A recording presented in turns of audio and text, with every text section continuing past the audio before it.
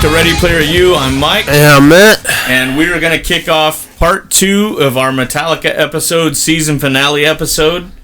Yeah. And I got to apologize for last week. The audio came out like shit. I don't know what the fuck was going on. I'm in the process of ordering a new mixing board to fix that, so it's going to sound even better. Yeah, we got to just work with what we have, so...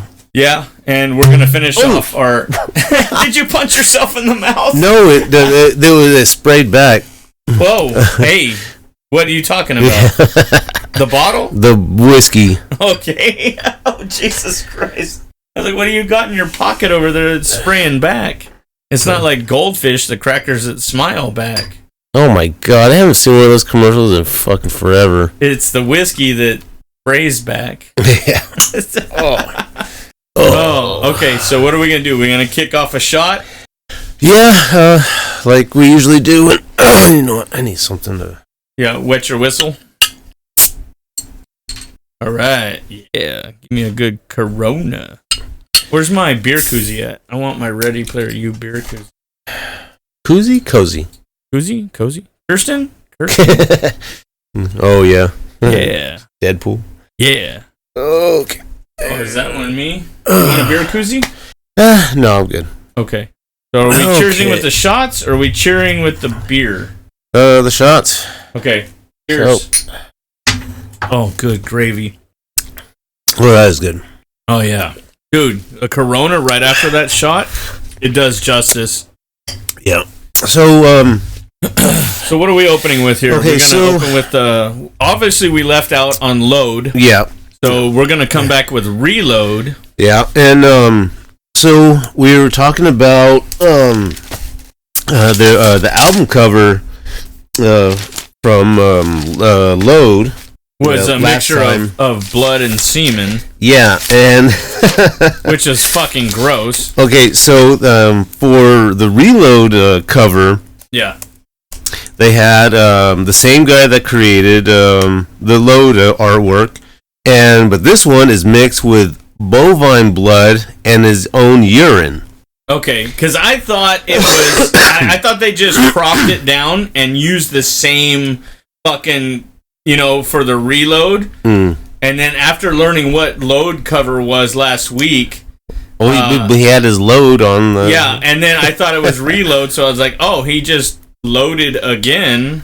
Or, whatever. So this one was cow blood and his own piss. And the artwork is titled Piss and Blood 26. That's so gross. I hope that guy... fails as an artist, because that's just disgusting. Well, that was in the 90s, so...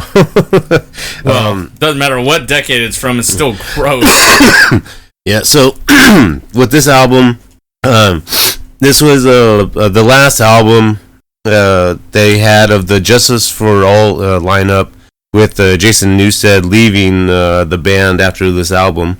And I believe this is their first one... oh no. Okay, that's the next one. Yes, I mean it's not a bad album. It just has that. They were talking about the original idea was for Load and Reload to be a double album. Yeah. But they didn't want to spend all that time in the studio. And there's a problem recording with so many songs at one time. The band decided that half the songs were to be released, and the band would continue to work on the remaining songs and release them the following year. That's why that makes sense, because that's why it sounds like a continuation of the same album. Yeah, because they still have that same sound. Yeah, because each album has a different set of songs, a different vibe, feel, speed, and tone to it, and Load and Reload sound like one solid album. Yeah, which I know I was driving over here, I was thinking, I'm like, how come they didn't do as a double album? And then that just answered my own question there. Yeah. So, because Load came out in 96, and then Reload was 97, so about a year later. Which, when you do like a double disc or whatever, sometimes you do like part 1, part 2, or... Well, new album, new tour. So they should, if they were smart, they would do a reissue and just put them hold them together. Like a platinum release or something. Yeah. No, exactly. That would be tight. Okay, so the song we're gonna play is the Memory Remains. Okay. And this is their first song. This is the first album that actually features a guest singer. Oh, really? And she's on The Memory Remains. Is this the trivia you were talking about? You want me to guess who it is? Yeah, no. What the fuck? Did I lose internet? Yeah, dude, the internet's been going in and out. Okay, her name is Marianne Faithful. And, okay, fuck my life. Hey, it looks like we lost the internet real quick. Oh, let me pause this real quick. Oh, so it wasn't recording shit. No, it's still recording. Hold on. Get back to... Okay. We're about to play The Memory Remains. Oh, we're back on? Yeah. Oh, whoops. So this was the first album with a guest singer. A guest singer. And I looked her up, and she's an English singer, and she achieved popularity in the 60s. Really? With a hit single, As Tears Go By, and became one of the lead female artists during the British invasion in the U.S. So yeah, I've never heard of her until, but I'm now that I haven't listened to the song in so long, right? Maybe we could figure out where, at what point that's her singing. Okay. So so let's here we go with The Memory Remains. Fortune's babe, mirror vein, gone insane, but the memory remains. I love this song. Oh, this is the one where she goes, nah. Yeah. At the end, I think that's her. Oh, I think that's her in the video. Okay. Heavy rings on fingers wave, another star denies the grave. See the nowhere crowd, crowded nowhere cheers of honor. Like twisted vines that grow, hide and swallow mansions whole. Dim the light of an already faded prima donna. Fortune's fade, mirror vein, gone insane. Fortune's fame, mirror vein, gone insane, but the memory remains.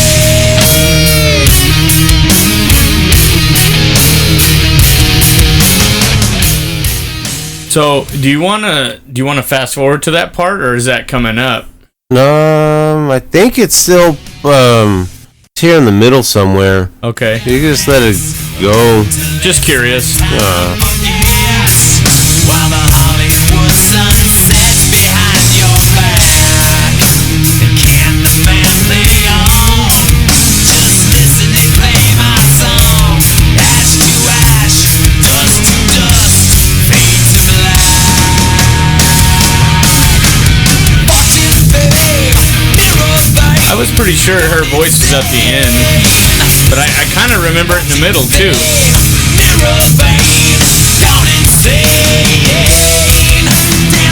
Oh yeah, here it is.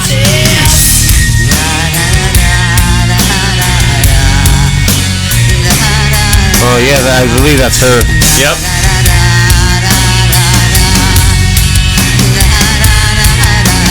I never watched this video up in South Dakota visiting my dad. Back when MTV actually had videos. Yeah, so speaking of video, we're not doing a video option this week. We're upgrading some equipment, so we're gonna have to wait to do our video option. Yeah. But I remember something about this video when I watched it on MTV or VH1. They were standing still, but they took the camera and spun it upside down, or did something like that when they were on that swinging stage. Right. So if y'all look up the video, you'll see the swinging stage and the singer that we're talking about that's guest appearance on this song. Oh, the band played on a large suspended platform, making full and continuous rotation throughout the performance, like an enormous swing. The platform and band were actually stationary, and the room, a giant constructed box, spins around it. Yeah, that's what it was. I knew there was something where, because there's no way they're doing that one. And Faithful sings in the dark corridor and turns the crank of the street organ. Crank presumably attached to a rotating platform upon which the band plays. She's cranking on a street organ. And that's why the band's going around and around. Oh, I was thinking of a different type of organ. You would. I was like that dirty old whore. Yeah. So when Faithful was brought in, and James Hetfield felt her weathered, smelling the cigarettes on the CD voice fit what he described as the whole eeriness of the Sunset Boulevard feel of the song. Ooh. Giving the lyrics tell the story of a faded artist who goes insane from losing her fame.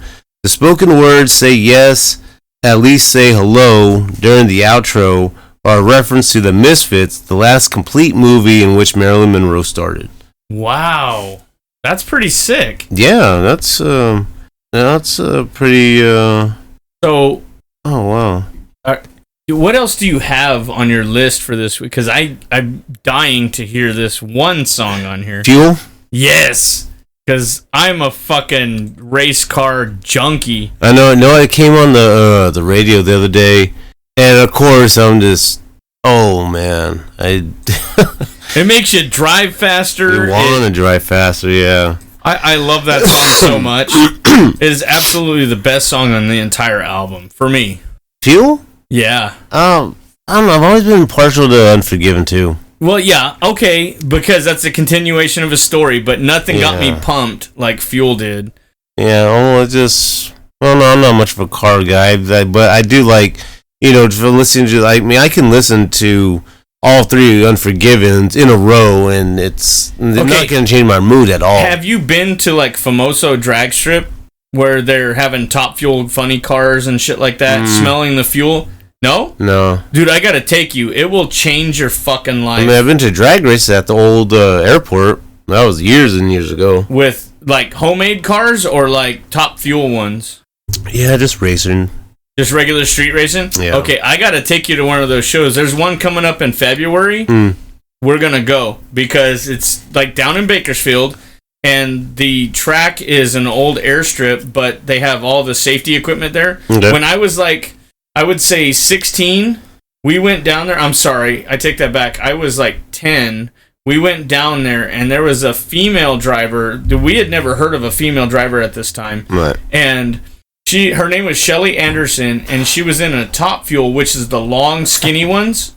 And funny cars are the other ones that are weird shaped. So she was in a Top Fuel dragster. Funny cars? They're called funny cars and Top Fuel. Top Fuel is the long skinny ones, and they run like a nitro alcohol methane mix. Oh, okay. And she did in a quarter mile. Most cars at the time would do 16, 17 seconds in a quarter mile. Now, when you say a car does 10 seconds in a quarter mile, that's really fucking fast. Right. I mean, like Ferrari's Toyota Supra fast. And so what was the Dom using in Fast and Furious? He was using a Dodge Charger. Oh, the Charger, yeah. And that was supercharged. But and like the nitro and all that shit. So that thing on top of the supercharger poking out of the hood, a lot of drag racers call that a bird catcher. Because when it flaps open those little doors, birds sometimes got caught in there. So they'll put screens over it now and shit like that. Well, this Shelly Anderson chick, she did a pass in 4 seconds at 200 miles an hour, which was unheard of at the time. I think it was close to or met the world record. She was so loud and so fast for those 4 seconds, I couldn't breathe. The vibrations were so hard. It was like some fat dude standing on my chest. I couldn't breathe for 4 seconds, which won't kill you, but it was the most amazing feeling I've ever had in my life, that vibration, the sound, and the smell of the fuel she was burning. I was hooked. All I wanted to do was go fast and loud after that. I mean, everything disappeared when that car was on the track. I was in a different world. So when I hear this song Fuel, that's what I get out of it. And this song was actually nominated for a Grammy Award for Best Hard Rock Performance. Speaking of Grammy Awards, Weird Al Yankovic just got nominated. Really? Yeah, I put it on our page. Well, I don't get all the notifications. Or maybe I do and I just I don't know. Yeah. I got a busy day, so. But so they were not in '99 and nominated for Grammy Award, Best Hard Rock Performance, but lost to Jimmy Page and Robert Plant for the song "Most High." "Fuel" was one of the songs Metallica performed the most, and it's been on all the live albums, S&M, some Spanish albums. What the fuck? Wow, we're gonna have to look that up. It's from they did a show in Mexico City. Okay. And then they did play it on Through the Never film. Yeah. So here we go with Fuel.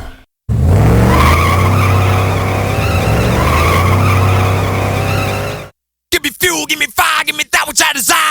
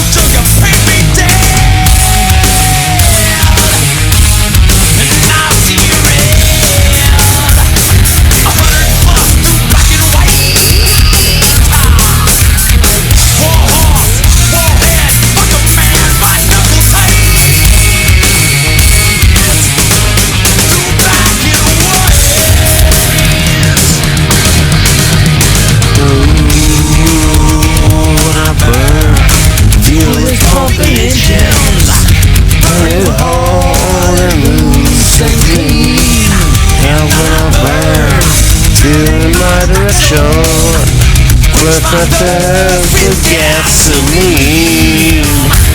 Give me fuel, give me fire, but that's what I was. Ooh. Yeah.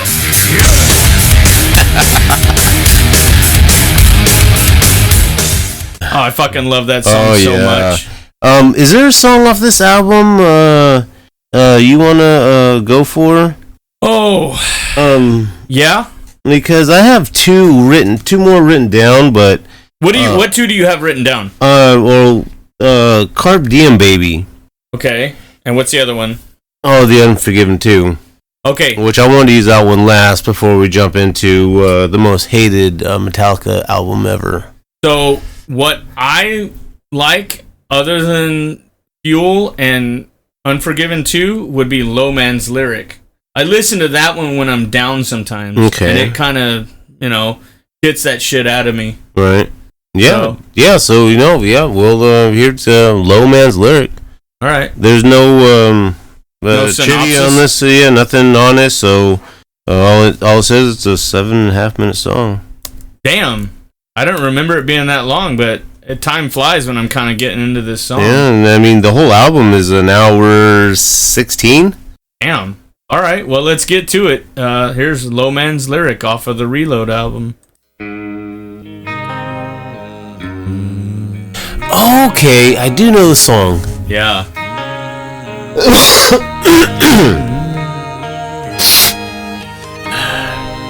I like how it has bagpipes in there. Oh, yes, I know the song. Oh.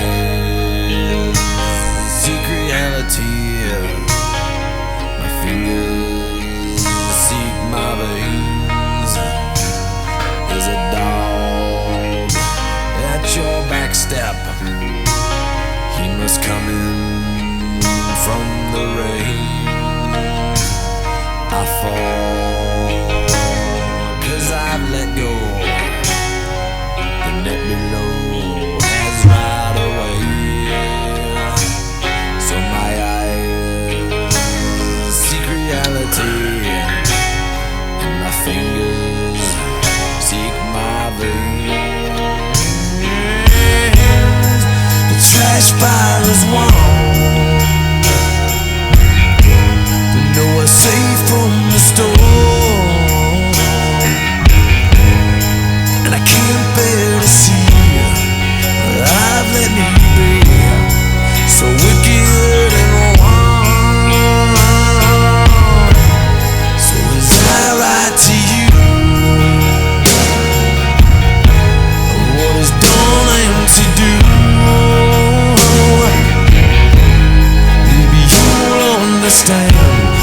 don't cry for this man, 'cause no man is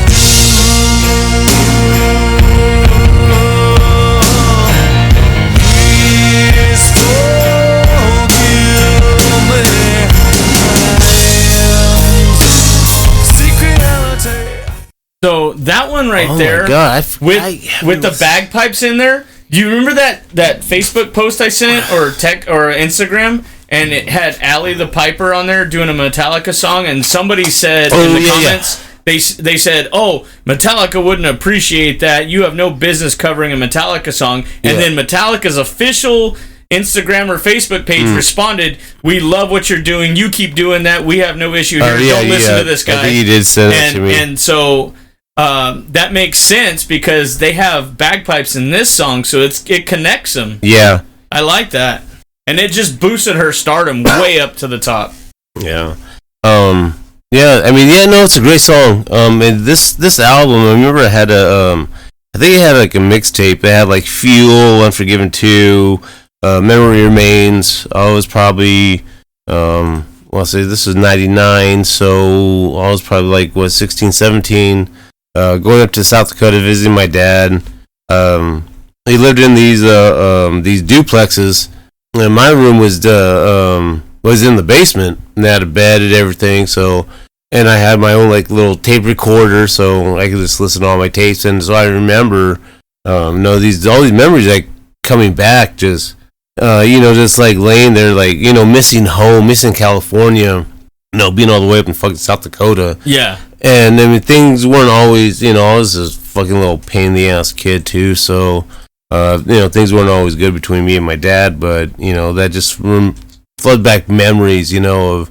Listening to some of these songs from this album and, just, wanting to be back home, wanting to be, back with my mom because, but now it's, that I'm older, it resonates more. It's just, that's a lot of that time that I took for granted, being with my dad when, like, not being there with my dad, but not really wanting to be there with him, That's the impetuousness of youth, is you want to be somewhere doing something when you're young. Yeah. Now, you wrote me a letter one time when we were in high school, and it was like from Camp Crook. Yeah. And then my dumbass wrote back, but I didn't understand that was the name of the town, even though you told me in the letter. I still have it somewhere. And I was like, oh, that's cool. What kind of camp is it? And I was like, fucking dumb. I remember that specifically. I don't know if you still have the letter I sent you. If I do, it's somewhere in a box of shit. I got it somewhere. I don't know where it is, but I gotta find it. I know I have a shoebox full of like old letters and stuff. It has some of the last pictures that my dad sent me. Yeah. And a maybe in there, but I mean that was fucking 20-something years ago. So, yeah. So the internet went out at the house. I swapped this over to the Wi-Fi boost from my phone. I got the mobile hotspot on my phone. So, okay. You want to give a description of Unforgiven 2? Yeah. So I mean, Unforgiven 2. It's just the sequel to the original Unforgiven 2. Chord progressions during the verses are strikingly similar to the ones in the chorus for the Unforgiven. The video is similar to the first video story. Through a tunnel is substituted for a blank room shown in the first video. It was first performed live in December of '97 at the Billboard Music Awards. Wow. The song is not played in a live setting again for the next 17 years until Metallica reintroduced it into the set list for their 2015 European Festival tour. Wow. Yeah, so I mean it's basic. Then once we get to 3, then once we get to part 3, yeah. They decided once you get 2, 3. I see. Yeah. Wow. So when we get to Michael Jordan, what? Yeah. But I mean this is no, definitely what part 1 is definitely legendary. That's just staple. You have to have it. Yeah, that's a song. I mean, the first song I ever listened to, which I pretty said I think last week, was Enter Sandman. Me too. That was the first song that my brother played for me, and plus it was the first song on that album. Yeah. So then then you had these Through the Never, and then these other songs. But then I heard Unforgiven. I'm like, ooh, just that beginning intro. That's like it kind of hooks you. Yeah, like, okay, shut the fuck up. Like, let me listen. I don't care.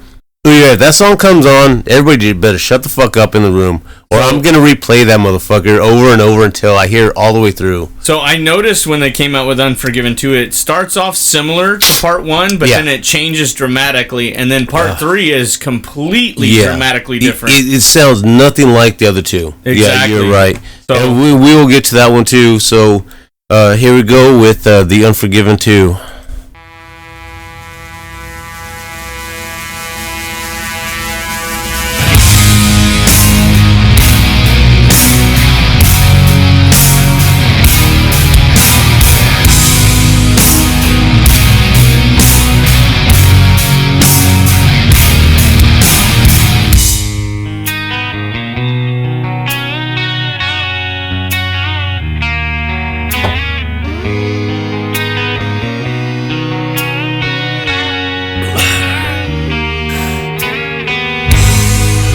Beside me,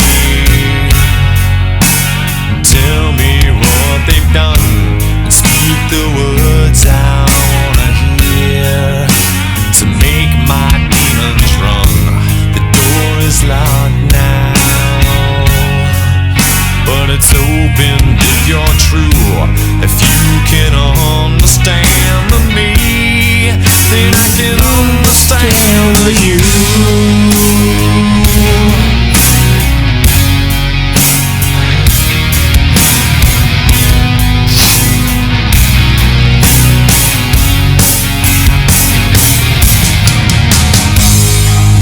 Beside me, under wicked sky, through dark of day, dark of night, we share this paralyzed. The door cracks open, but there's no sun shining through, like hot scarring darker steel. But there's no sun shining through. No, there's no sun shining through. No, there's no sun shining. What I felt, what I known. Turn the pages, turn the stone. Behind the door, should I open it for you? Yeah, what I felt, what I known. Sick and tired, I'm staying alone. Could you be there? 'Cause I'm the one who waits for you. Or are you unforgiven too?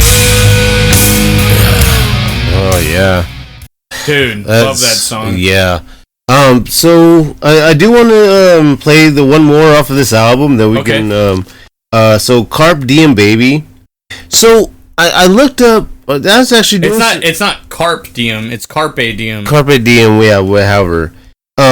So I always hear it and I see it, and I actually looked it up to see. Yeah, I mean, seize the day. Oh yeah. Well, it's to enjoy the present and make the most of one's life. Yeah.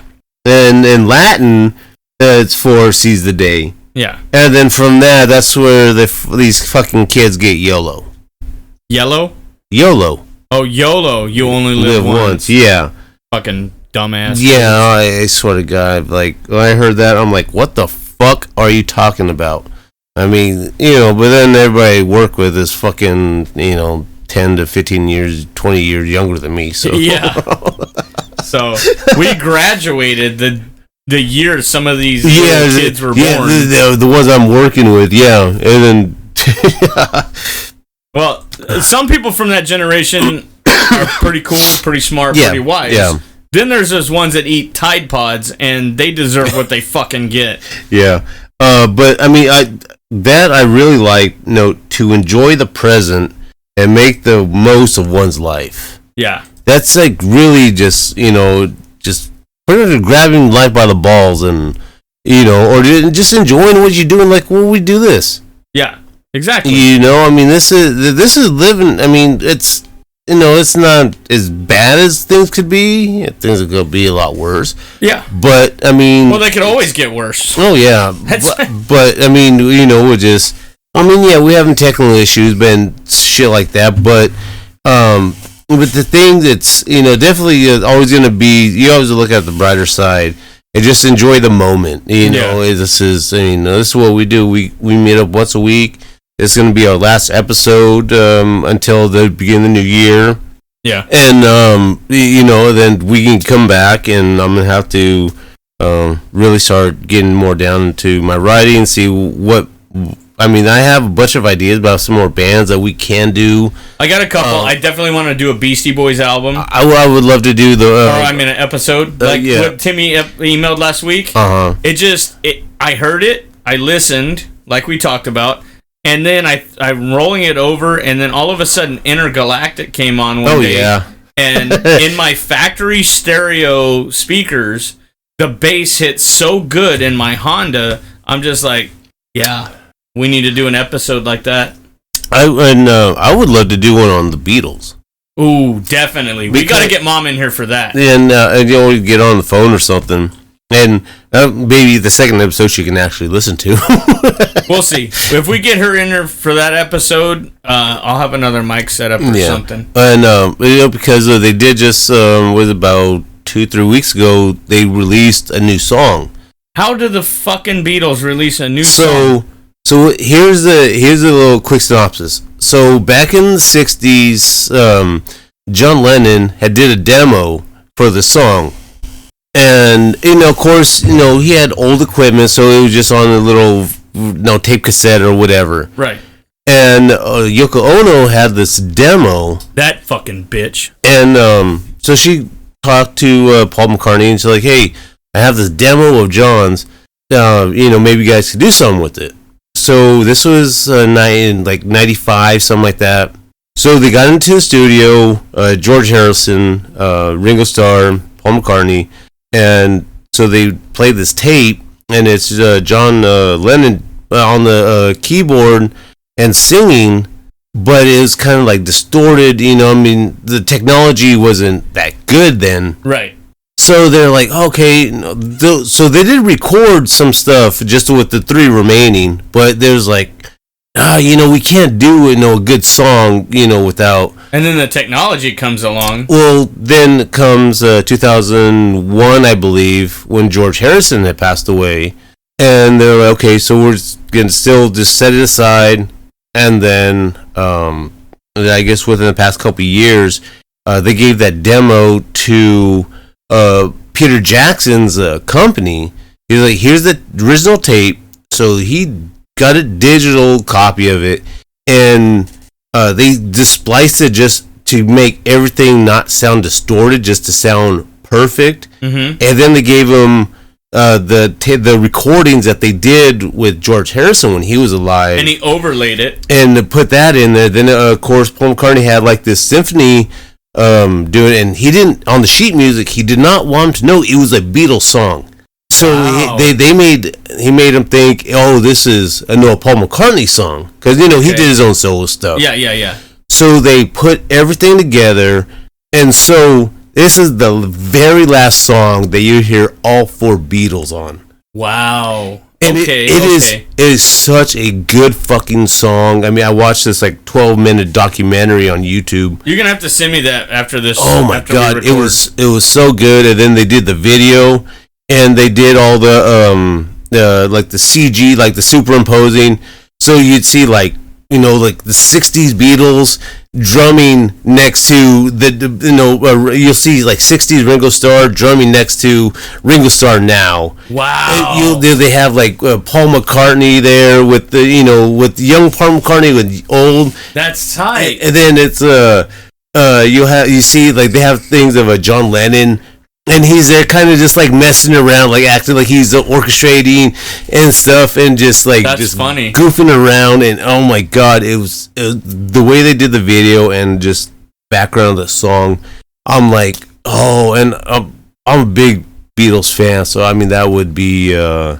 We'll have to set something up. But talk about season the day, you know. Yeah. There's Carpe Diem with Metallica. Carpe Diem, baby. Carpe Diem, baby. So seize the day, baby. Seize the day, baby.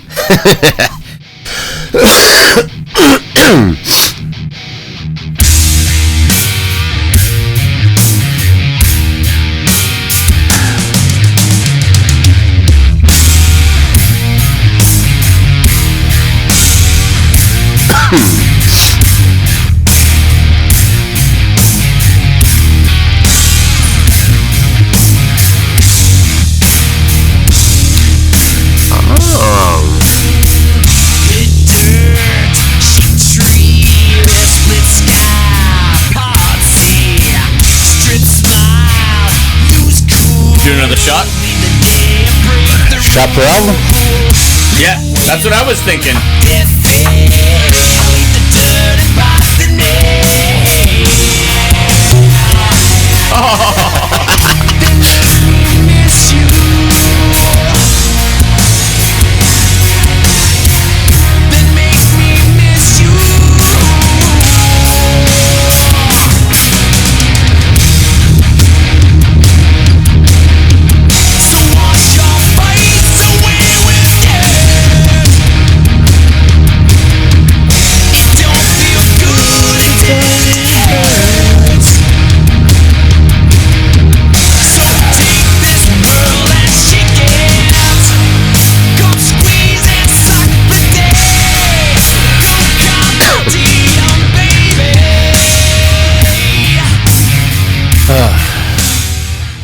Yeah, I remember that song very well. I don't remember that one. Let's cheers this one. So let's jump to the next album real quick. Oh, did we do a shot for this album already? Yeah, we did. Oh, okay. I was ready to cheers it again. Yeah, we did it. I forgot. You ever forget? I forget. Happened to me. I forgot. Oh, so here we go to the 8th studio album by Metallica. And one of the most hated albums done by Metallica. I don't think it's that bad of an album now. Now, when it came out, but after I seen Some Kind of Monster documentary, yeah. I mean, okay, no, I understood what was going on. And this was the last album that they released through Elektra Records. A final collaboration between Metallica longtime producer Bob Rock, who had been with the band, who worked with the band since 1990. And it's also Metallica's only album as a official trio, as bassist Jason Newsted left the band prior to the recording sessions. Bob Rock played bass in Newsted's place, and Robert Trujillo joined the band following the completion. Even though he's does not play on the album, he is credited in the liner notes and appears in photos of the bands of the album booklet. And then, of course, he went on tour with them to promote the album. Yeah. So, and then they talk all about that in Some Kind of Monster. The process of, trying to find new bassists. I think there was a bassist from Marilyn Manson. He had they were trying out a few people. Yeah. Now, I listened to this album the first time I heard it. I absolutely hated it. Every band seems to have an album that somebody hates. Yeah, which we talked about, yeah. So I think if I had to pick one from this song that I liked, it's growing on me more and more now. Like you said with this, the documentary and stuff. Yeah. I'd have to say either Frantic or Sweet Amber. Oh yeah, those are good songs too. Now, Saint Anger, that one was recorded in San Quentin prison, I believe, right? Yeah, I believe so. I like the Invisible Kid. You want to hear that one? That one, but here, this whole album, when I first heard it, seemed slapped together. Yeah, and rushed, and you could tell the direction they were going in, but it wasn't what I liked. Yeah, because you had Bob Rock, who he's not really a musician; he's a producer, but I mean, he can't play. But and then with saying they departed from Metallica's signature style with an alternative metal style, raw production, metallic drum sound, no guitar solos. Yeah, that's another thing that bothers me. And with the controversy about this album, Saint Anger was intended for release on June 10th, 2003, but was released 5 days earlier due to concerns over unlicensed distribution via peer-to-peer file sharing networks. Yeah. Napster, which the Mission Impossible song "I Disappear," that's the one that started it all. Yeah. Oh, yeah. So, what do you want to get into? Well, let's take the shot. Okay. And this is for Karina because she saw my snap and she's like, "Take a shot for me." Well, should we put the shot on video so we have proof? Yeah, she can hear it. Okay. Cheers. Sorry, Karina. Cheers. Oh, gotta chase that with a Corona. Ooh, that's got some fire going down, almost like there's tequila in it. Oh, good gravy, Marie. Oh yeah. Definitely getting closer to the bottom of that. Oh yeah, that's right. They recorded this album in Presidio of San Francisco, making it into a makeshift studio. And during this time, that's when James Hetfield was in rehab, I believe. Yeah. Not long after this, Metallica did a concert in Antarctica called Freeze Them All.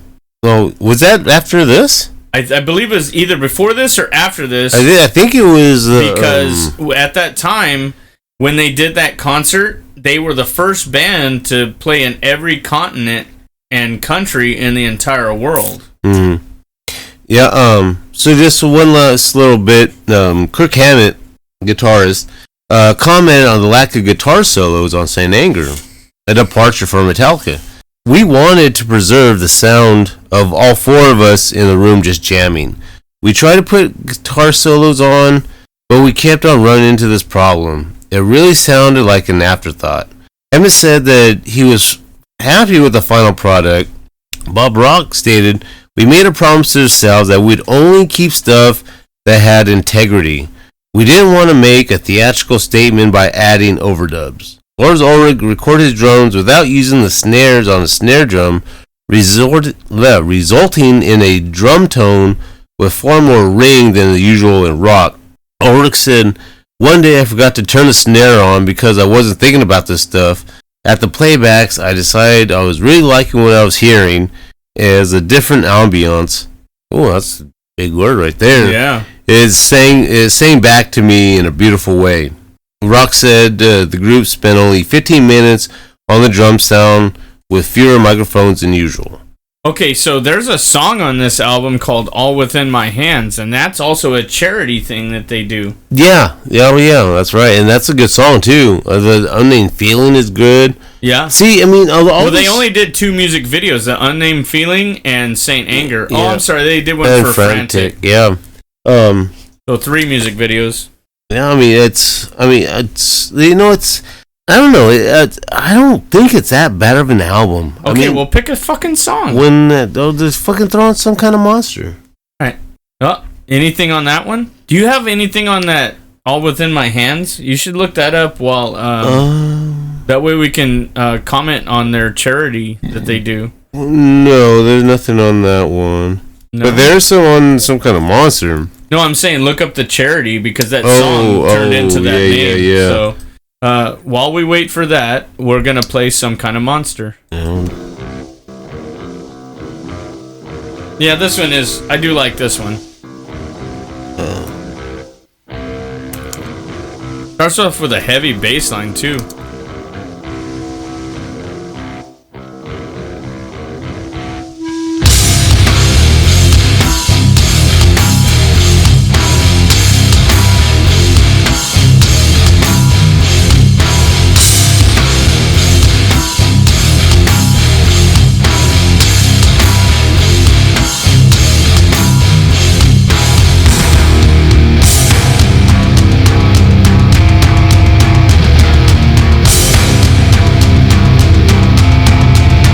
to the long intros.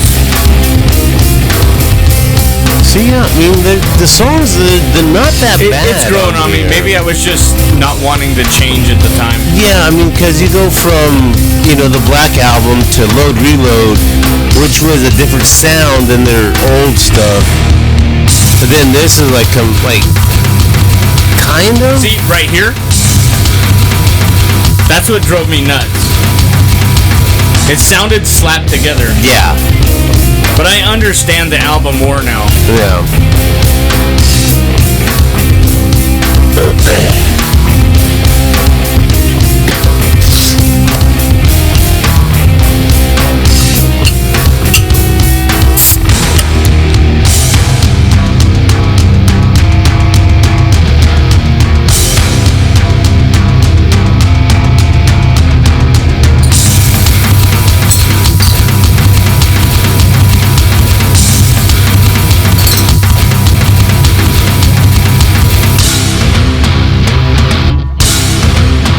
Almost 2 minutes before a...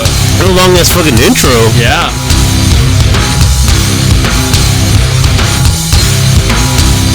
Oh no shit, an 8 fucking song minute. These are the hands that drop your trust.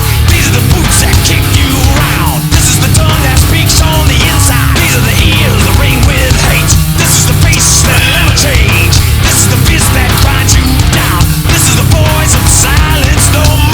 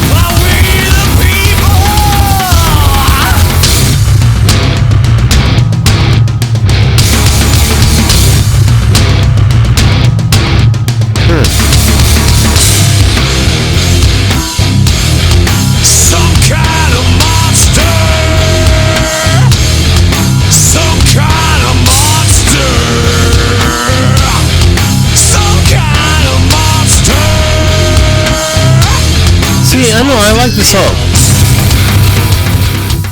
So, the song is, described the lyrics. So James Hetfield described the lyrics to producer Bob Rock being about a Frankenstein creature or some kind of monster.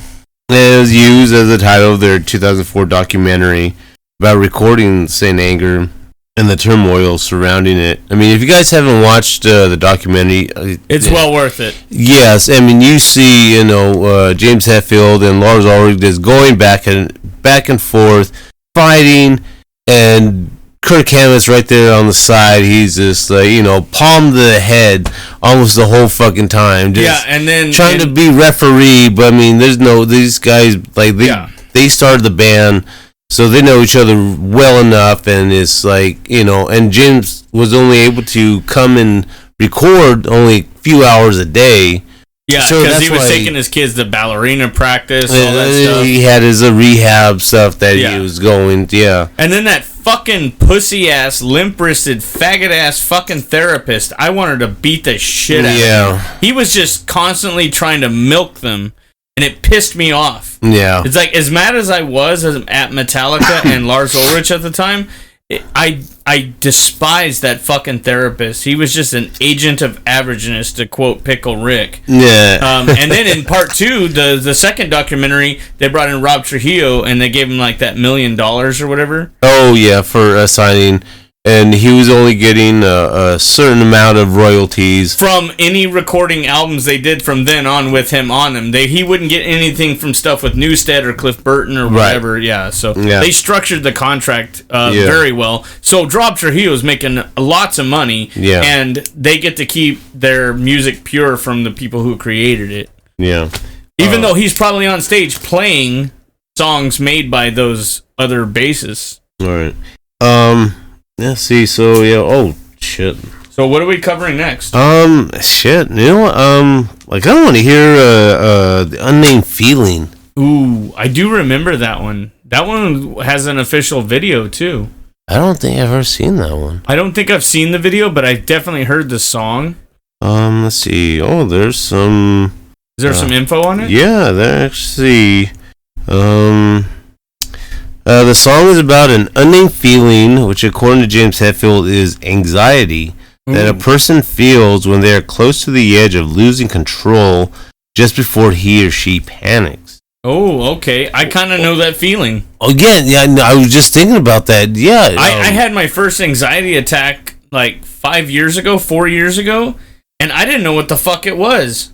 I had to call Anthony's mom, and I was like, I feel like there's somebody chasing me. And there's nobody. It was like before the holiday weekend, and actually about this time 5 years ago. And I was like, "We're the only crew on the job site. Just electricians out here. There's nobody around me. I feel like somebody's chasing me. I feel like I've been fucking all my work up all day." And my boss just came by and said, "I'm doing great." And I feel like somebody's pissed off at me, and then my chest felt heavy. It was hard to breathe. My blood pressure went up. My heart rate went up. You know, that's... No, and she's on the phone, and she goes, "Oh, you're having a panic attack." I'm like, what the fuck? No, I was feeling like that on Wednesday because I was off Thursday, and today, which is Friday the 17th, we had inventory today. Yeah. And so I'm not there. My backup Molly's not there. She's having a great old time enjoying her birthday weekend in fucking Hawaii. Oh, happy birthday, Molly. Thanks, Molly. Hey, and our pretty lady that opens our beer bottles is from Hawaii. So this is to you right there. Yep, and Alan will probably tell her all about the episode too. So, shout out to both of you. Yep. Thanks for listening. But keep up the good paintball work. I love your videos. But, so they're out there. So these two guys that were in my department yesterday. So Wednesday, I don't know. I was fine. I started thinking about it, but then I just my chest started hurting. I'm like, okay, I need to take deep breaths and just calm, because I don't trust these guys to do whatever they do. I was expecting my whole back room to be completely fucked. And I told the dude on Wednesday when I was there, I'm like, hey, this is how I need things done. I don't want to come in Friday, have everything all fucked up. I know you guys have to have it, front to back. I don't need tomatoes in front of avocados. You put What if the avocado likes bending the tomato over? What if the tomato likes it? So, I'm telling this, okay, this is what I need done. And then I'm getting a message from one of my buddies like, the boss keeps going back there and checking on him, making sure. And luckily, it wasn't as fucked as I thought it was. I mean, I had to do fix little things. I mean, you had your apprehensions, but... but I mean, I guess the dude was just telling everybody, he's like, okay, I want to make sure everything is good. I don't want Matt pissed off. So I told him, I don't want no partial cases. And if you can, fine, set it aside. I'll get that shit out. And I was able to, then finally today I'm like, okay, it wasn't as bad as I thought, but I still had a lot to do. I still had to, do a lot of filling. I had to do an order for tomorrow, which I'm off tomorrow. So I'm going to walk into a fucking shit show on Sunday when I go back to work. Yeah. But Matt's over here laying down the big dick of the law.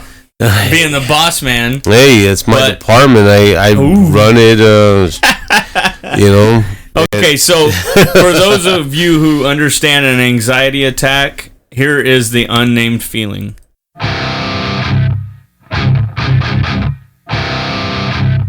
A heavy riff. Okay, I want to hear this, see if I can relate to it.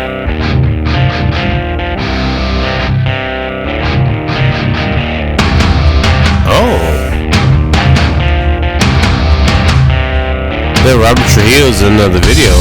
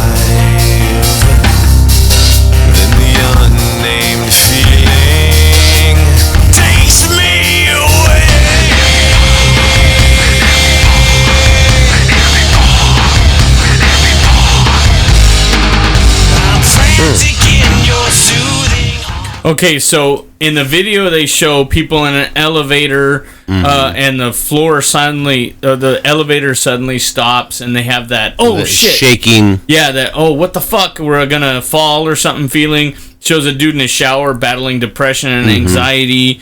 It shows people at their office job dealing with shit. It shows a dude coming home finding his girlfriend ODing on the floor. All kinds of shit. So things that can trigger your anxiety. And you feel that feeling come alive, and it takes you away because it takes hold of you, and you're powerless to stop it unless you do what me and you did, is take deep breaths, all that shit. No, even then I was like, to me, that's the devil fucking with you. Yeah, because God wouldn't do that to you. Yeah, I know. It just like my chest would start hurting, but that's what it happens. Like something going on with work, and then I mean, Corinna can attest to it. Like she sees me stressed because I got a lot of shit going on with work. But then, plus doing this, and I want to make like I always said, I want to make every episode better than the last. So I put more pressure on myself. To an extent, there's nothing wrong with that. To an extent, there's nothing wrong with putting some pressure on yourself. But then I put too much pressure on myself. That's the thing. Well, here's the thing. I gotta tell you.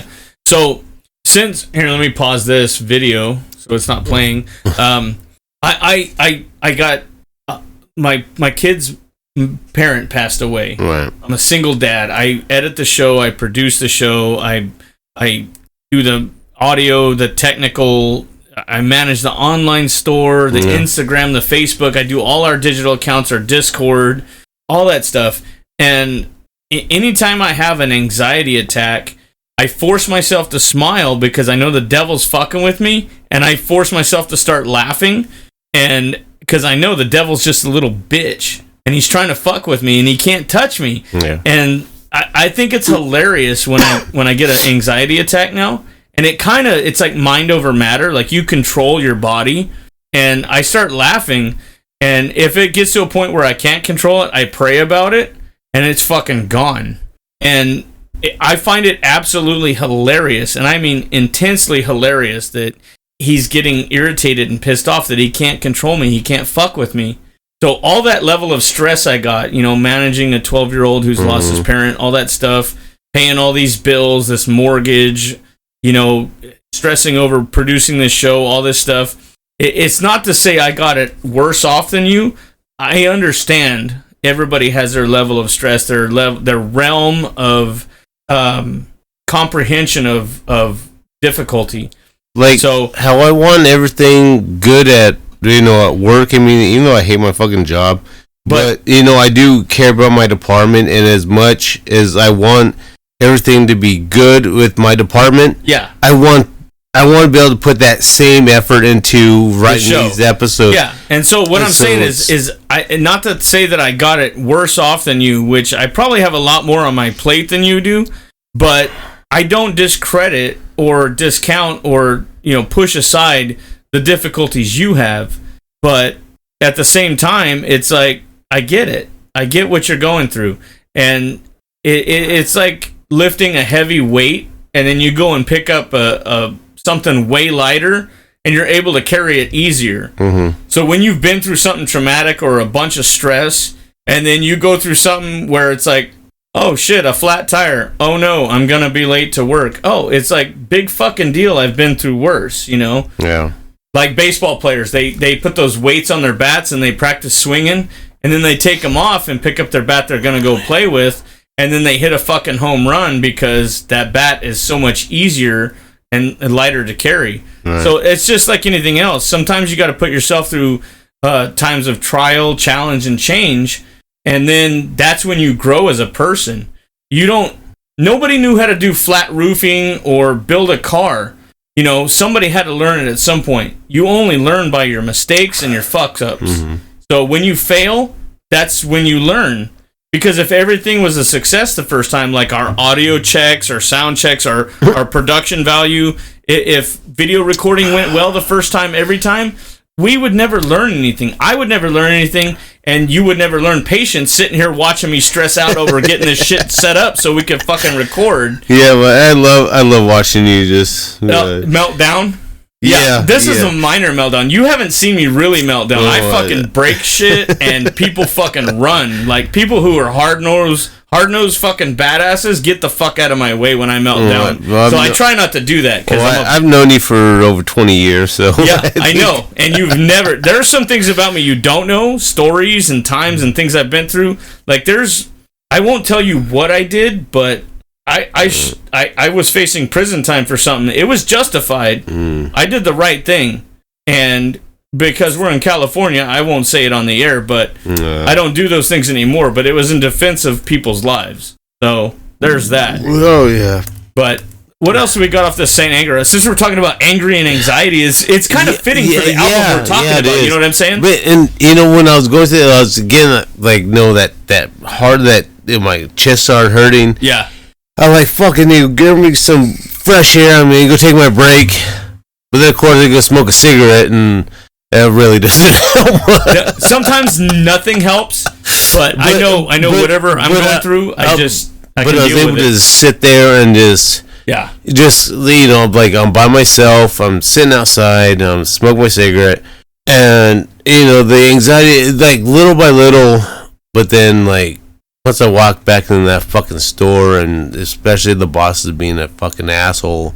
But actually, this time he wasn't as much of an asshole because the inventory, like they're starting to count right now. Yeah, this is 7:00 right now, and so they're starting to count now. And he's not getting out there till at least 1-2 o'clock in the morning. Kind of comforting knowing that the asshole is there late.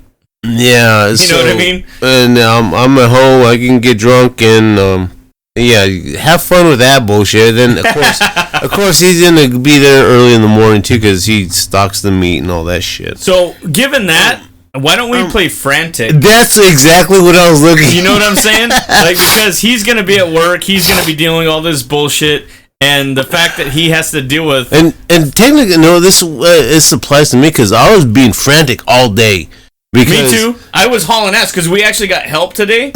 So I was bending pipe and running conduit. My body is fucking sore right now. I felt like I hit the gym. So it's so with me, okay. So I went in. Okay, everything wasn't as bad as I thought it was from yesterday. So okay, cool. My day's gonna go easy. So I filled what I had to fill. I did some adjustments. Make sure everything. As just fit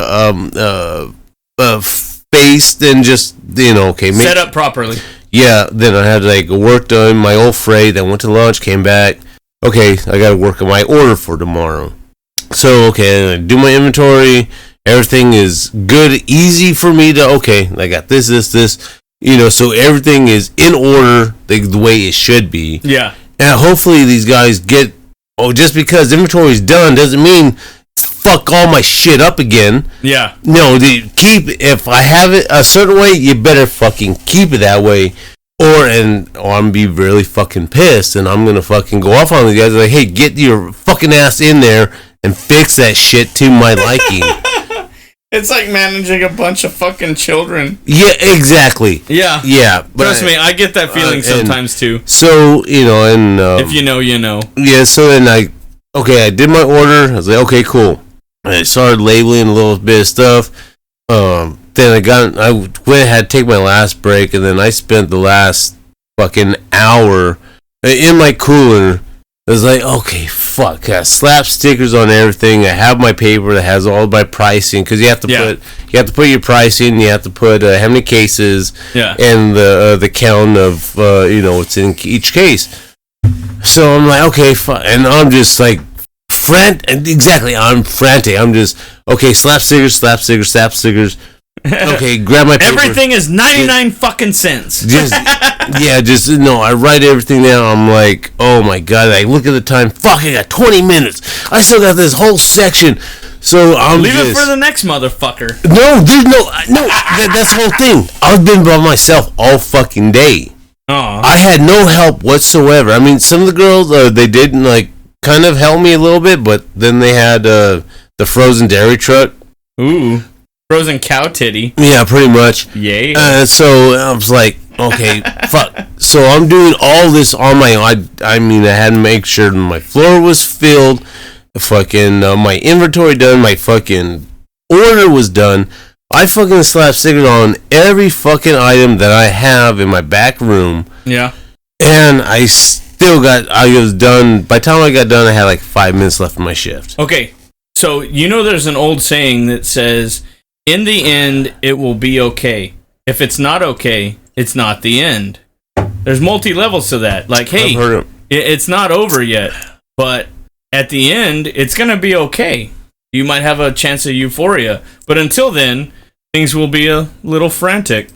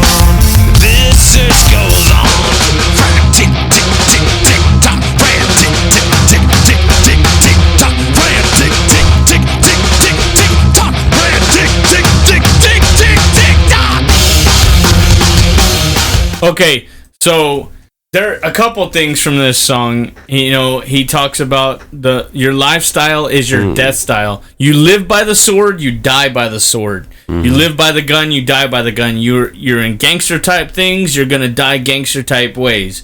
You're a gentleman in type things, you're gonna die in gentleman like ways. You know, like my lifestyle determines my death style. How do you die in gentleman life ways? Okay, so let's say you're kind, you're gentle, you're altruistic. There's a $10 word. Altruistic means you think of others before yourself. Holding the door for ladies, being a gentleman, opening the car door. You know, when you die, you're gonna go in grace and peace and gentleness. You're gonna your lifestyle determines your death style. You live a holy life. You follow God. You're gonna die a genuine, peaceful death. And what if you do all the above, though? What if you do all the above? You got to atone for your mistakes. You're gonna have consequences. Karma's gonna bite you in the ass. Yeah. So you know, and then everything happens in a hurry, and he keeps on searching something to alleviate the pain, the stress, the whatever. Because the video shows a car crashing because the guy drives too fast. Lifestyle, death style. The guy shows drinking a lot. He overdoses on alcoholism. Whatever the fuck. But you know what, I think I have a new appreciation for this album. I might actually purchase this album, and you know, I like it. I've turned myself around. You've convinced me. You know, and it's. I mean, just like the God That Failed. Like you didn't. That was There's your least things that I didn't know about that album. You. That was your least favorite song on the Black Album, and now it's one of the upper songs that I appreciate. With this one. The song, like many others on Saint Anger, is about the band's past struggles with addictions, particularly lead singer James Hetfield's alcohol problem, for which he spent many months in rehab. The lyrics also draw on Zen-aximums. What's that? Zen-aximum? Zen-aximum is... What's the definition of that shit? I don't know. Is most notably the Buddhist concept of dukkha. Okay, that sounds a little close to shit. Yeah, and all the fucking internet that went out. Yeah. Brought up by Kirk Hammett. Birth is pain, life is pain, death is pain. It's all the same. Yeah, so I have a new appreciation for this album. I definitely have... I'm looking at it in a different light. With wisdom, experience, and not impetuousness, where I'm judging it before I actually know about it. Yeah. You know what? It's a good album. The hate for this album lost a follower because I like this album now. Yeah. I'm with you. You were right. I got no problem admitting when I was wrong. You were right. This is a good album. I mean, it's not... I mean... this is probably my favorite song off the album now. Because, I mean, like, with me, it was just because all the bullshit, because, you know, Jason Newsted left, then you had, you know, a producer on bass, and then, you know, then they brought in Robert Trujillo, which he had no credit... He's credited on the album, but he doesn't play on the album. So it's only 3 members of Metallica. But he's in all the music videos. But they did the videos after the album was released. Because that was my next question is, so they signed him after some kind of monster, or during some kind of monster, but he's not credited on the album, but he plays in the videos after, so he's credited in the videos. Yeah, so... So when did that become official? Before the album was done or after? So no, the album was done when he became a member of Metallica. Before they finished the album? No, the album was finished when he became. And then they signed him, and then they recorded the videos. Yeah. Okay, that makes sense. So he had played on them. Then they did the tour for Saint Anger. Okay. And then that's when he played. So I have questions for Metallica. Did he get paid for... Obviously, he got paid for doing the music video. Then did he get paid for doing the tours? And because at that point, did he get paid for that album because he wasn't credited on the album? He has some credits on there for so he's got like a partial monetary gain or something? Yeah, there might have been a monetary... That's a dicey situation. Yeah, there might have been a little bit, but not... Well, our official sponsor from Lopez Financial Services... They're not sponsoring this episode, but I do have a question for Carlo. If you could email us at readyplayerquestions@gmail.com, how would that legally work out if you're partially credited on an album? Do you have any input, any insight to he got signed after the album was done, he did the music videos, and he did the tour, would he get paid for the full album, or would it be a partial, like, is that considered like partial credit for your answer was half right? Or something like in a math question? No, that makes sense. Though. I'm very curious because I have thoughts, and I don't know if Metallica will ever hear this or answer it, which would absolutely blow my fucking mind. I would die happy, motherfucker. Hey, I'd be happy if Weird Al listened to my birthday Dude, I'm episode, telling you, I haven't sent anything to him, but I'm gonna try. I know he's busy with that Grammy shit right now. So. Oh, yeah. But I'm gonna have Carlo, email us at readyplayerquestions@gmail.com. I gotta know what you think about this. Okay, so since my internet on my laptop went out, I got to pull out the phone. Okay, so are we done with this album, or are we going to move on? With All Within My Hands? Yeah, I definitely want to hear. Did you find anything about that? Yeah, okay, cool. actually, so we'll play the song. I'll wait till the hook, and then we'll fade out, and you tell us about that one. That would be a nice finish to this album. Okay. While I'm doing that, I'll put my shot glass right here. And then we can, you can set that up whenever you're ready. Yeah, so go ahead and, so All Within My Hands, and we can jump into their later albums. Fuck you, YouTube.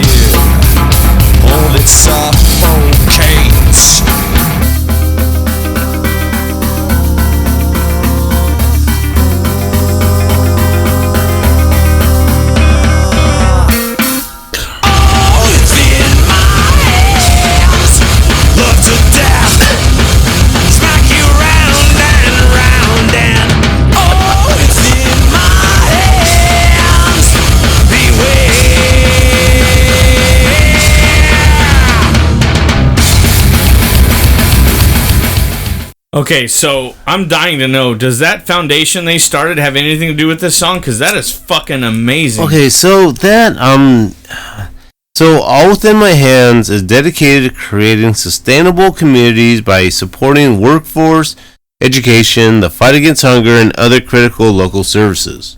So this is off of allwithinmyhands.org. In February of 2017, we announced the formation of All Within My Hands. The foundation aims to assist and enrich the lives of members of the communities who have supported the band for years, as well as encourage participation from fans and friends. All funds raised will be donated to a cross-section of national and local charities. Every penny from the donations will go directly to our charity partners. So I mean, they have these. Well, Wolverine X Metallica Scholar new collaboration. And what the fuck? The internet went out again. Fuck I love it when it does that. It goes out. It's always so fancy and lovingly. It just horror. But either way, that the All Within My Hands does a lot of charity for communities and stuff like that. That's pretty awesome. Oh yeah, and it's a lot. I mean, I know I love, but it's a lot more of giving and receiving. Respect for Metallica, for doing for these like charities and stuff too. So they go out and take pictures with these people. They spend time with them. They donate lots of money to help. Yeah. That way, the people, the electricians, the plumbers, the whatever, got to come in and do their thing, and they get paid for doing their services. So that's awesome. Yeah. They're using their elevated status as a superstar to help others, and that's what more people should do. Yeah, and they're not doing it to be, here, do more publicity for us. I mean, they've been established for fucking 30, 40 years. Exactly. And it doesn't take everybody to be established to do that. Like, in fact, if you checked our merchandise store lately, I started something. I met a dude on the job site the other day. His son had committed suicide a while back. And so every year, and I believe it's November, it's Suicide Awareness Month. Awareness Month. The alcohol is kicking in, so I apologize, Peter, if I messed that up right now. But so 988 is the official number, and you can call it or text it for help you need. So on our merchandise store, I started a product line with his son's silhouette on there. And it says help save a life. It has the official ribbon for suicide awareness and the number to text or call for people who need to get help. So I told him that I was going to set the prices to only what it costs to make the item and ship it to somebody's door who orders it. So the people who buy it pay for shipping, but we make $0, 0 pennies off these items. Oh, no. And that way we got phone cases, flags, T-shirts, sweatshirts, so that when they host their suicide awareness rallies, they have flags to wave, they have T-shirts to wear, they can look like a solidified group, and people can kind of get behind the movement and help those to think that there's not enough to go around for time to help somebody or whatever, and prevent loss of life that shouldn't be taken. Yeah, and so I told him I was going to do this, and I sat down the other night and I put some serious time into designing these products, and we've seen the quality of our products that come in, phone cases, T-shirts, things like that, and so we know the quality's good. So I know people are going to buy a good product, and we're going to make nothing off of it, other than the fact that we're going to try and be altruistic. There's that word again, and use what 17 countries we're in, almost 1,500 listeners, and our sponsor, everybody that can listen, it can order a product. It costs. We make nothing off it. It only costs to ship it and make it. And you can advertise this phone number, this product, and help raise awareness. Not just 1 month, but all year long for those who feel like they got nothing left and they want to take themselves out. We're going to try and prevent that. Yeah. So it's a nonprofit campaign. I started. Well, I know I didn't consult you. No. I knew you'd be behind it because me and you have both faced those situations. As opposed to we know people who have committed suicide and we want to stop that. Yeah. I had a good we're kind of doing our own all within my hands. But it's going to be an anti-suicide help save a life campaign. Yeah, no, I had a friend, it's probably been about 2-3 years ago. I mean, I don't know what he was going through. We'd party and stuff, and I know after he lost his mom, he took it really hard. He led his house. My ex and a friend went to go clean the house for him, and then just one day he put a shotgun in his mouth. Yeah. And I know a few people that have done that, and it was tough. Like when I found out, I was like, "Holy shit!" I mean, I knew he was going through a tough thing. I mean, it's not losing. I mean, losing a parent. I mean, because he was especially close with his mom. Yeah, I mean, think of how my kid feels. Yeah, and I wouldn't know if I lost my mom. I mean, I lost my dad, and I took it really, really fucking hard.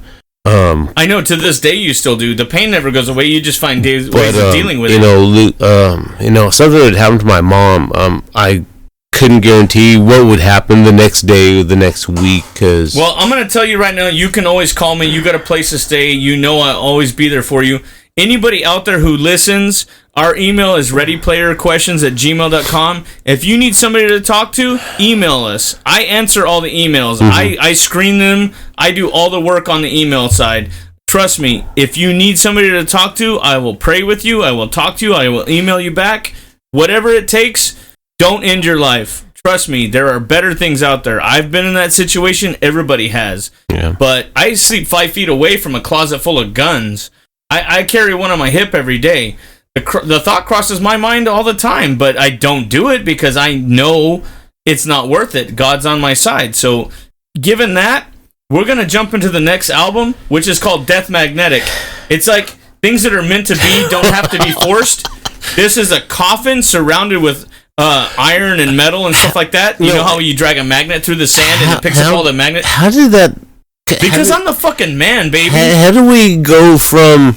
doing that? It's called a transition. Look it up. I'll get you a dictionary and a thesaurus. Well, so since we're turning a negative into a positive here, we're going to call it positively Death Magnetic. So this is the last shots out of our blackened bottle that I bought last week. Rat bastard. So we went too hard in the paint last time. Oh yeah, so the bottle is yours. Cool. I'll put it up here on the shelf with the others, and if we get a decent amount of emails over this episode, maybe we'll ship this one out to somebody. Yeah. We'll sign it, and then we'll ship it out to somebody. But yeah, I want you to find us a song off of this album, because I know Metallica had an absolutely epic producer come back for this album, and I have absolutely nothing but love for this whole album. Oh, shit. Let's see. We're running out of room on that shelf of liquor bottles up there. We're going to have to start getting a serious studio. Oh, what the fuck? I don't know. What the fuck, Chuck? What the fuck, over? You know, you get on the PA system. What the fuck, over? So, yes, the internet's out. Yeah. Yeah, so, you're going to have to use your phone. Yeah. We got bad weather out here in California right now. I know it seems crazy, but we actually get rain in California. But we have The Day That Never Comes is probably one of my favorites. When I heard this song on the radio, you know, I was on my way over. I have this. I don't know if you burned it, or maybe I got it from my cousin. No, last episode you said that somebody burned it for you when you gave them a copy of an album. Oh, okay, that was my cousin. Yeah. Yeah. So and yeah, Day That Never Comes. It's definitely one of my favorite songs. What the. Okay, so when I heard this song on the radio, I was working on a job out in Fresno, and I remember hearing the guy singing on the radio going, yeah, or whatever at the end. You know how James Hetfield does it? And I was like, this sounds like a band that's trying to impersonate Metallica. And then when I found out this was Death Magnetic, I was like, holy shit, I called it. Yeah. But it wasn't a band impersonating him. It was just James Hetfield, and his voice had matured, and they went through. Yeah. And then I found out that producer came back, and it was fucking amazing. Oh, okay. Okay, so as we were talking about, I didn't talk about the years. Okay, so Reload came out in 97. Saint Anger came out 6 years later in 2003. Okay, so that explains a lot, because Hetfield was going through rehab. Mm-hmm. They were signing a new bassist. They were doing the documentary, and they were producing the album and recording music videos. So that explains a lot. Yep. So then it comes to 5 years later, and here's Death Magnetic. This is the first album since Injustice for All to not be produced by Bob Rock. Right. Who's been the longtime producer. Right. The first album with Robert Trujillo. Correct. The first full album credited with and Robert produced Trujillo, and everything with him on bass. Yeah. And this is gonna be the song I actually want to play is Suicide and Redemption. Okay. What about that one? So this is the first instrumental since To Live Is to Die from Injustice for All. Wow. Holy shit. Are you serious? Yeah. Wow. Okay, wow. Okay, that's kind of blowing my fucking mind. So, well, here, let's fucking just finish off this bottle here. Okay, let's cheers to this album. Oh, you gave me the most, because, yeah, that's smart, because you got to drive. So, cheers to you on that, sir. Holy shit. Oh, that burns like a hog's ass in a spoonful of chili. Oh, baby Jesus. Oh, Jesus. Okay, yeah. Whew. Oh, yeah. Okay. We're going to jump right into this song. This is Suicide and Redemption off of Death Magnetic by Metallica.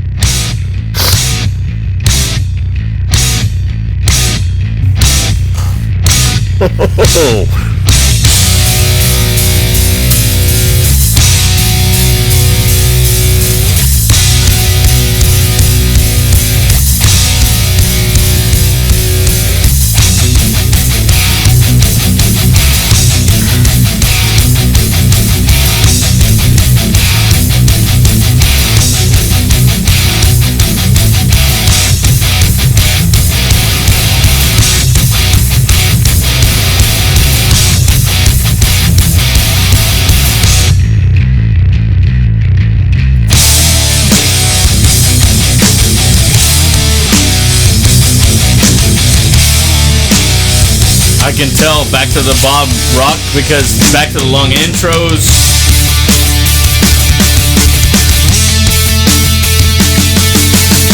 Well, this wasn't produced by Bob Rock. It sounds like his influence. Oh, no, but it's somebody better than Bob Rock. Oh, I want to hear this after. Legendary producer. Oh, I think I know who you're talking about. I don't want to interrupt it.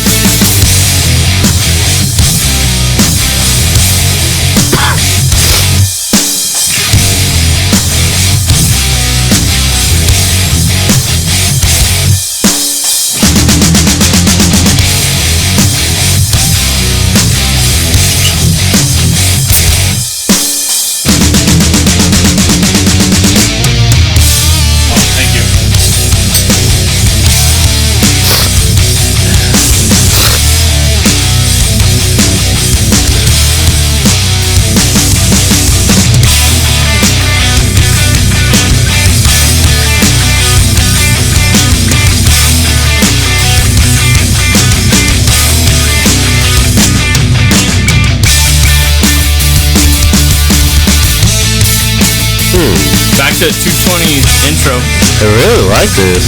It's all instrumental. Oh yeah. Duh, you said instrumental, no lyrics. Oh my god. I'm fucking special. I'm like waiting for the hook to come and it never comes and I'm like, oh yeah, I'm just jamming out and I kind of forget where I'm at. It's a good song. So, this album is produced by one of the most legendary producers. And this guy is a co-founder of Def Jam Recording. Jeff Jam, huh? The Def Jam Recordings. He's produced BC Boys, Ghetto Boys, Run DMC, Public Enemy, I fucking love Ghetto Boys. Danzig, Slayer, The Cult, Red Hot Chili Peppers, Rage Against the Machine, The Strokes, Weezer, Audioslave, Aerosmith, Linkin Park, System of a Down, Johnny Cash, and The Chicks. And this is the legendary Rick Rubin. Rick Rubin, that's the guy they went to. That's right. Yeah. Legendary dude. Oh my god, he has produced most of the legendary fucking albums of all time. And I knew his name. I'd seen it all over the place when I'd looking up different shit. I'm like... And they talk about him in some kind of monster documentary because they went to him after so many years and he produced this album, which relaunched, to me, it relaunched their career and made them who they were again. See, like, when this album came out, I heard... I don't know, I got that vibe from, like, maybe... a little bit of Black Album? Black and Justice. Yes. Maybe a mix of Black and Kill 'Em All, just kind of like fast. It felt like Metallica again. Yes. It made you believe in them again. So, because you go from the Black, then you listen to Load, Reload, Saint Anger. All three of those albums sound nothing like the previous five. Except for Load and Reload. But you can, if you look over, like hindsight's always 20/20, like Megadeth said. If you look back over those albums, you can see this wave of highs and lows. You can see this transition in the band. And when you look deeper at the documentaries and stuff like that, you can see what went into that and what caused those waves of ups and downs, and then you look back at the album they just released and you're like, oh my god, there's this, you have an outside view of this retrospective look at the band. And this is exactly what I wanted for these past 2 episodes. Just like a retrospect. Just okay, so we start from like 17, 18 years old, and by here they're probably fucking like our age, because I think they're like in their 50s now. Yeah. So I mean, you can see the transition, and they did want to get away from that old sound. You go from Injustice to Black, so Black sounds nothing like the previous 4. Right. But then you go into Load Reload, that's more of a, like maybe a country rock style. Yeah, it had that twang to it. And so you see the Black Album, you see Injustice for All, you see Kill 'Em All, you see Death Magnetic, you see Saint Anger, and it shows their high points in life, it shows their depths of their low points in life, i.e. a Low Man's Lyric. Yeah. It shows a more well-rounded view of the band. You become like almost like it's almost a cultural like acquired taste, as opposed to just we're rock and roll. No, they went through their ups and downs, and we experienced it with them. And when we got to Saint Anger, half the people fell off because A, they didn't have the wisdom, i.e. me. I didn't give a fuck. It was Metallica. And then it is Metallica, so I still supported them. But then I came back, and now today, with your help, I have a new appreciation for Saint Anger. I've matured, just like the band matured. I grew with them, and now we're at Death Magnetic, and I'm kind of making an executive decision. The Day That Never Comes, to me, means so much more in my eyes. I don't know if you feel the same way, so I'm going to ask you, The Day That Never Comes is an album maybe they didn't think they were ever going to get back to, the sound they didn't get back to? That is kind of feels like that. A good idea, but like the fans were like, "Oh, this is a day that it's never going to come. So we're never going to have our Metallica back." I remember when the song came out, because I was following Skippy. I think this was towards the end of KRZR. Yeah, and I think Skippy had posted something on Facebook, because I was following her on Facebook, and like, oh, the day that never comes, like what, the day that Metallica finally retires. Oh, good point. I was like, I don't know if it was her or Jen Lip, because I followed. It's got to be Skippy, because it was happening in the afternoon. Yeah, and to me, it was like fans were like, okay, the day that's never going to come is the day we never get our Metallica back. So the little background on the song. Oh shit, that sounds a little loud. Like their previous ballads, the downbeat songs, compared to songs the likes of Thin Lizzy. Intro starts out clean guitars, carrying to the verses, while the chorus is backed by heavily distorted guitars. The bridge speeds up gradually, and a long guitar solo by him, a build-up comparable to that of One, Welcome Home Sanitarium, and Fade to Black. Ending the song with previously mentioned ballads, purely instrumental, featuring numerous solos and chord progressions. So the concept of the song lyrics were said to tackle the subject of forgiveness and resentment. The band's drummer Lars Ulrich stated that the lyrics were inspired by a father-son relationship. The music video uses a different theme compared to the lyrics, however, instead of depicting a military conflict in the Middle East involving the United States, similar to the ongoing Iraq War of Afghanistan.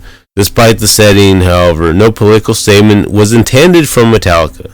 Frontman James Hetfield spoke on the lyrics of the song and the difference between the song's lyrics, music video, and intended vision. That's the beauty, I think, of writing vague and powerful lyrics.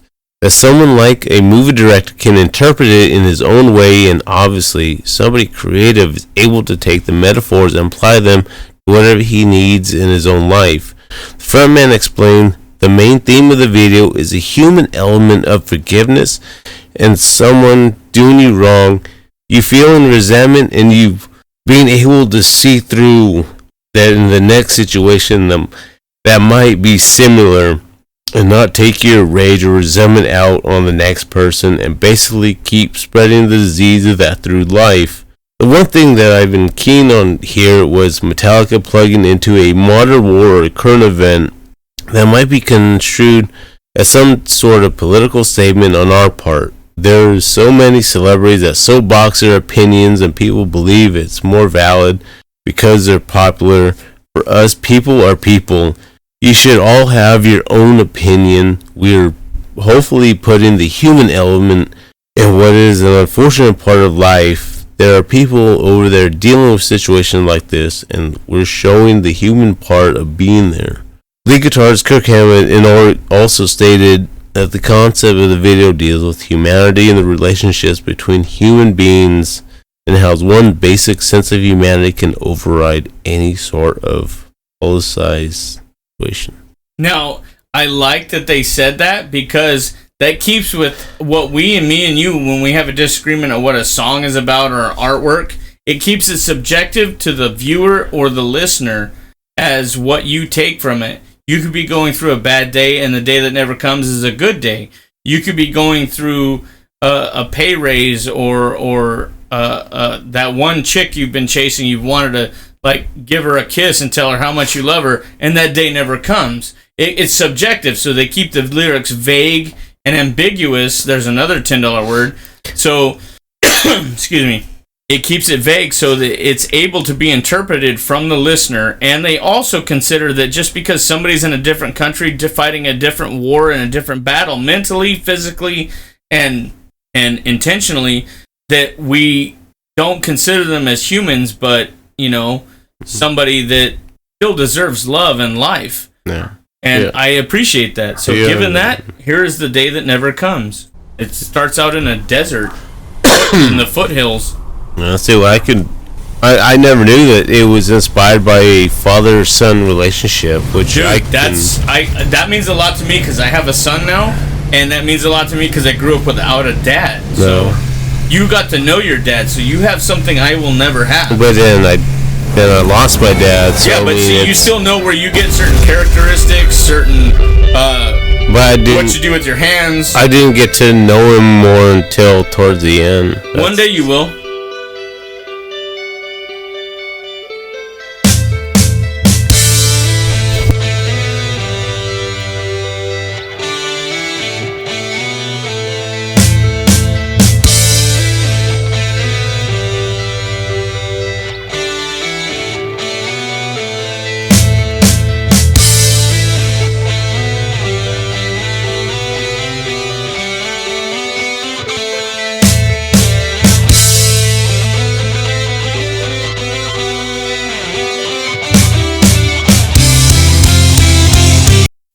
Something. Sorry, folks. YouTube kind of fucked us with ads real quick, so we're going to mute this real quick, and then we'll skip it and get right back to the song.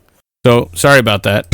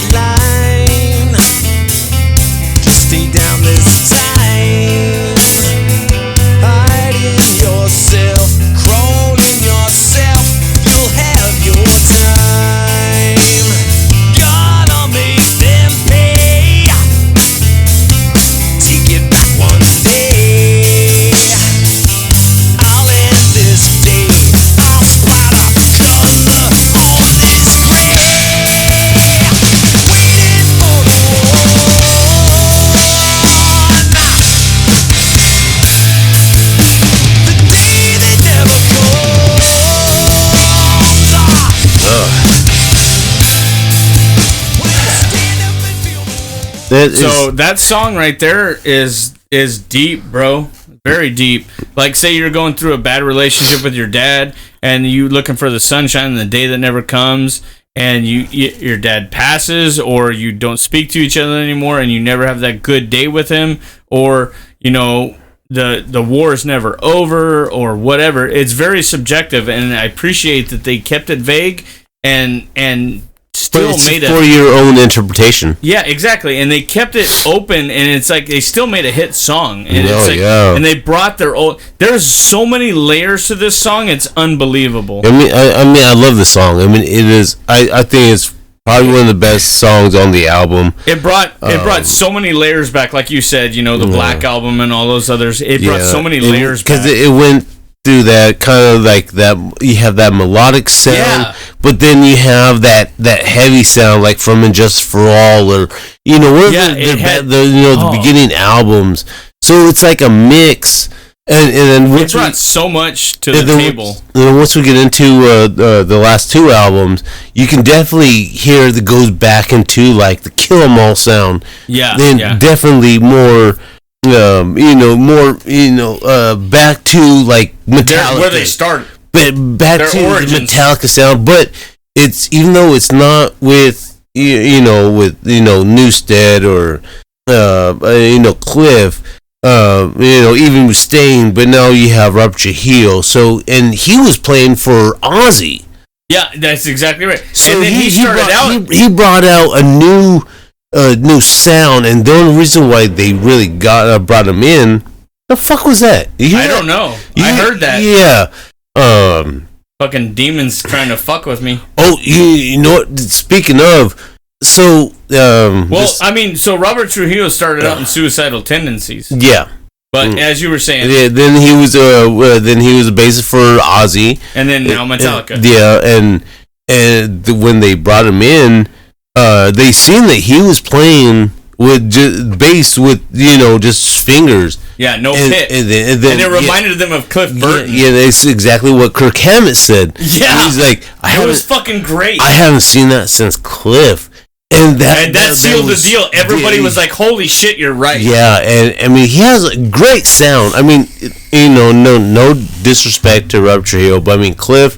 Nobody beats Cliff for Metallica. But because that's the beginning albums, right? So but everything happens for a reason, and Robert Trujillo brought them back. They came through their veil of fog. They were united again as a band, and they were ready to begin again.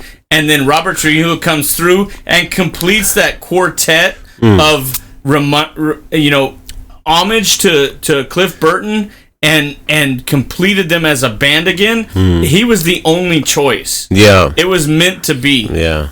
And what you were saying after that sound, you're like, it reminded you of something. Oh yeah, no. This morning when I got to work, me and my buddy were in the office, and I was printing out my papers, because I had to make these papers for my inventory so I can do my order later. Oh, so you keep a checklist, and okay. Yeah, and and he's on the computer, and so but we're in the office, and we have all the monitors for all the cameras in the store outside, make sure everything is all legit. Safe.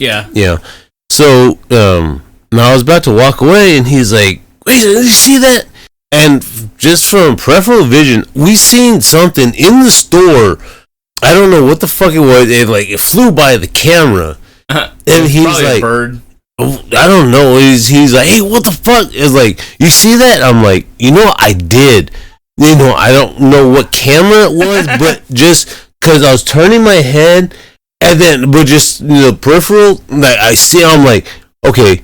I was like, okay, I thought I was fucking tripping. So you saw it too? I'm like, yeah, I saw it. Yeah, see, when shit like that happens, most people don't say nothing because they think the other person's gonna think they're crazy. But you need to out this shit. You need to be like, speak up and say. Yeah. And then if somebody doesn't see it and you're the only one who did, you're like, never mind, I'm crazy, and just carry on with your life and do what you got to do to expel those demons. But when somebody else sees it, you're like, yeah, see, that's what the fuck I'm talking about. I see that shit all the time. You got to out that shit. Because the devil runs away when God's name is spoken. So I mean, this shit more than I do. Yeah.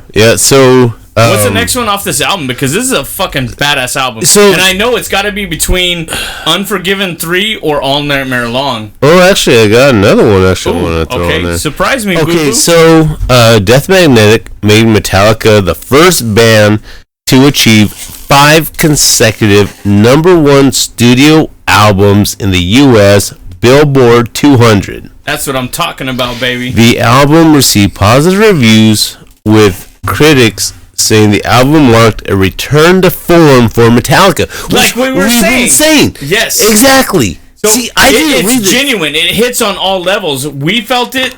The critics felt it.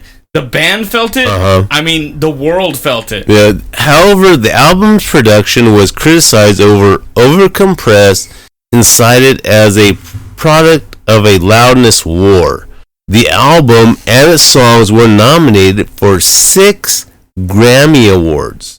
That's a lot. 5 in 2009 and 1 in 2010, and won 3, including Best Metal Performance.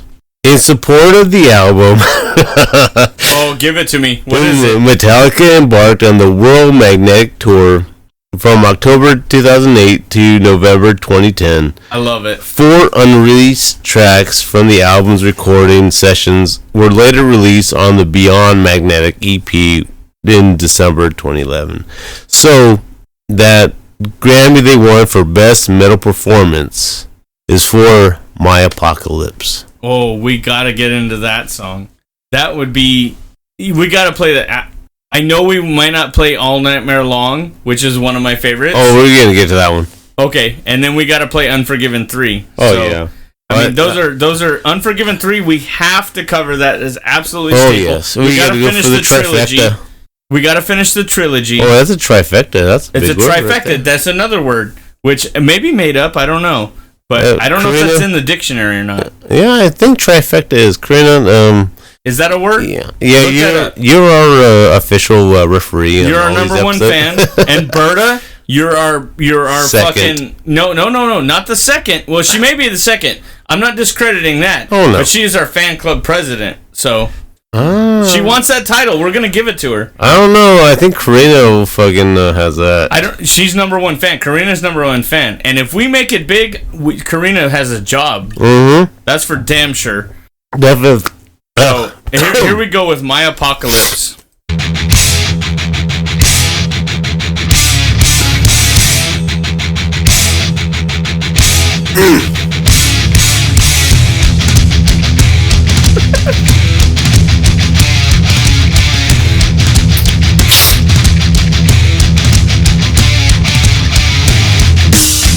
Fuck my ass. Whoa! Easy, killer. Oh, I'm losing the bet right now.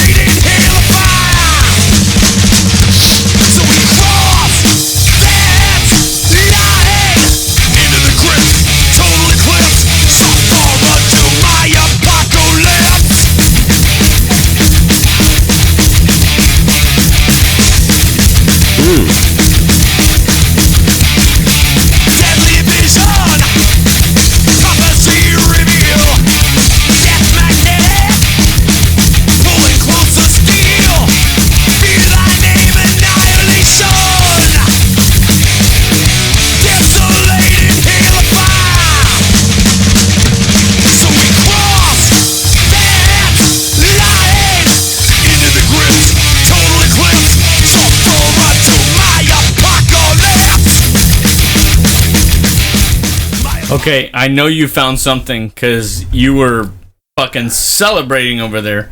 And, sorry we don't have a video this week. That would have been really cool to see, but tell me what you found. Okay, so title of the album, Death Magnetic. Kirk Hammett played a role in inspiring the album title by bringing a photograph of deceased Alice in Chains singer Lane Staley to the studio where Metallica was recording. That picture was there for a long time, said Hammett. I think it pervaded James' psyche, wondering why someone with Staley's talent would choose to use drugs so heavily and die so young. Hetfield stated while writing the song based on his question, the song Rebel of Babylon. On July 16, 2008, Hetfield commented on the album's title. Death Magnetic, at least the title, to me started out as kind of a tribute to people who have fallen in our business. Like Lane Staley and a lot of people that have died, basically rock and roll martyrs of sorts. And then it kind of grew from there, thinking about death. Some people are drawn towards it, and just like a magnet, other people are afraid of it and push. Opposed, like the opposing polar poles of the magnet. Also, the concept that we're all going to die sometimes is over talked about, and then a lot of times never talked about. No one wants to bring it up. It's the big white elephant in the living room, but we all have to deal with it at some point. The title is referenced in the track My Apocalypse. According to Hammett, another title considered for the album was Songs of Suicide and Forgiveness.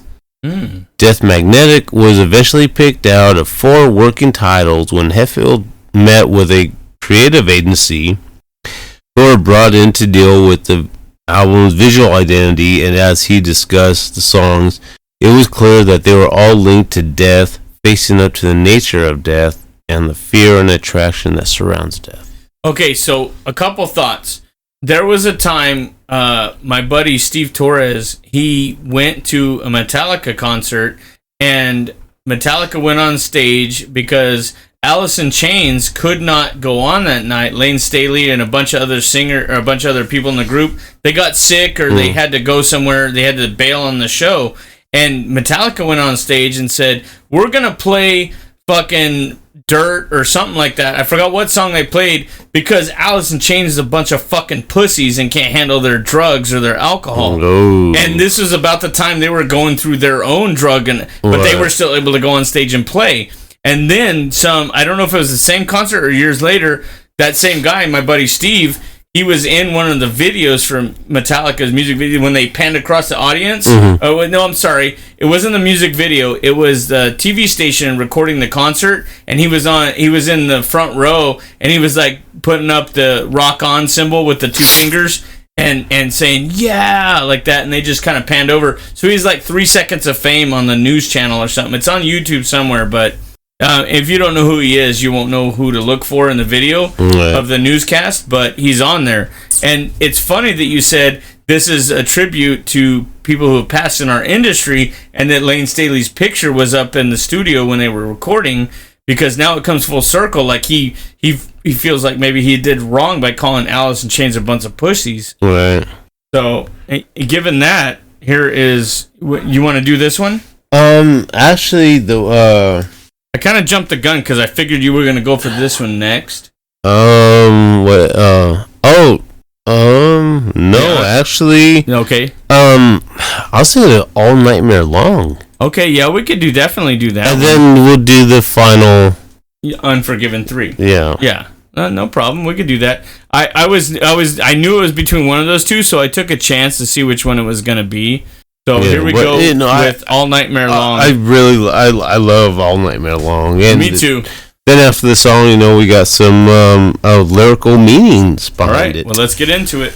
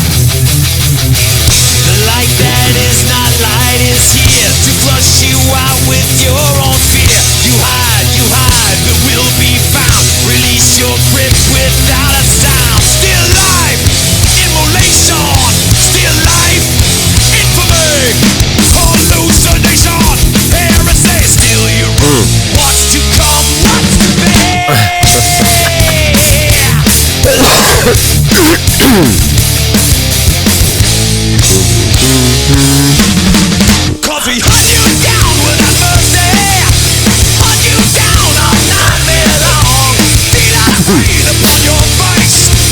Beat our chest every move we take. Okay. Hunt you down. That's Dude, that is probably my favorite song off the whole album. I know I probably said that about others, but dude, that one just fucking has so much energy, like fuel, like dude, oh my god. And well, for the lyrical meaning, Yeah, I've been dying to hear that. So, Because I never looked this shit up. I just enjoy it, See, and that's what you bring to the table is all this research and this knowledge. And I haven't really been I mean, I go through the album. Okay, I want to use this song, and if there's something background, I'm not gonna look at it. I want this all, authentic reaction to we both of experience us it together with our listeners. Yes, that feeling of us being as close to people together. So, as that's we can. why, like, I kind of. I mean, I do put in my full ass on these episodes, but I kind of want to half-ass it too, because I don't want to go full. I don't want to go into, I know all this shit, and so there's no real reaction from me. There's no room for growth or learning. Get it from you, so there's an element of reciprocation from the other person or the audience. Not too much reciprocation there, buddy. Yeah, I don't want to do a double Dutch rudder. No double Dutch rudders here, okay? If you know, you know. Hey, I got my first joke of the night. Okay, shoot it. What is it? So, I gotta hear it. So James Hetfield commented on songs' lyrical meaning, and like we've been talking all night, I like to keep it vague as possible so you can plug into your life. Yeah. It almost didn't make it. The chorus is a leftover from Saint Anger. Whoa. It was an attempt to get back to the H.P. Lovecraft mythos with Thing That Should Not Be, Call of Cthulhu.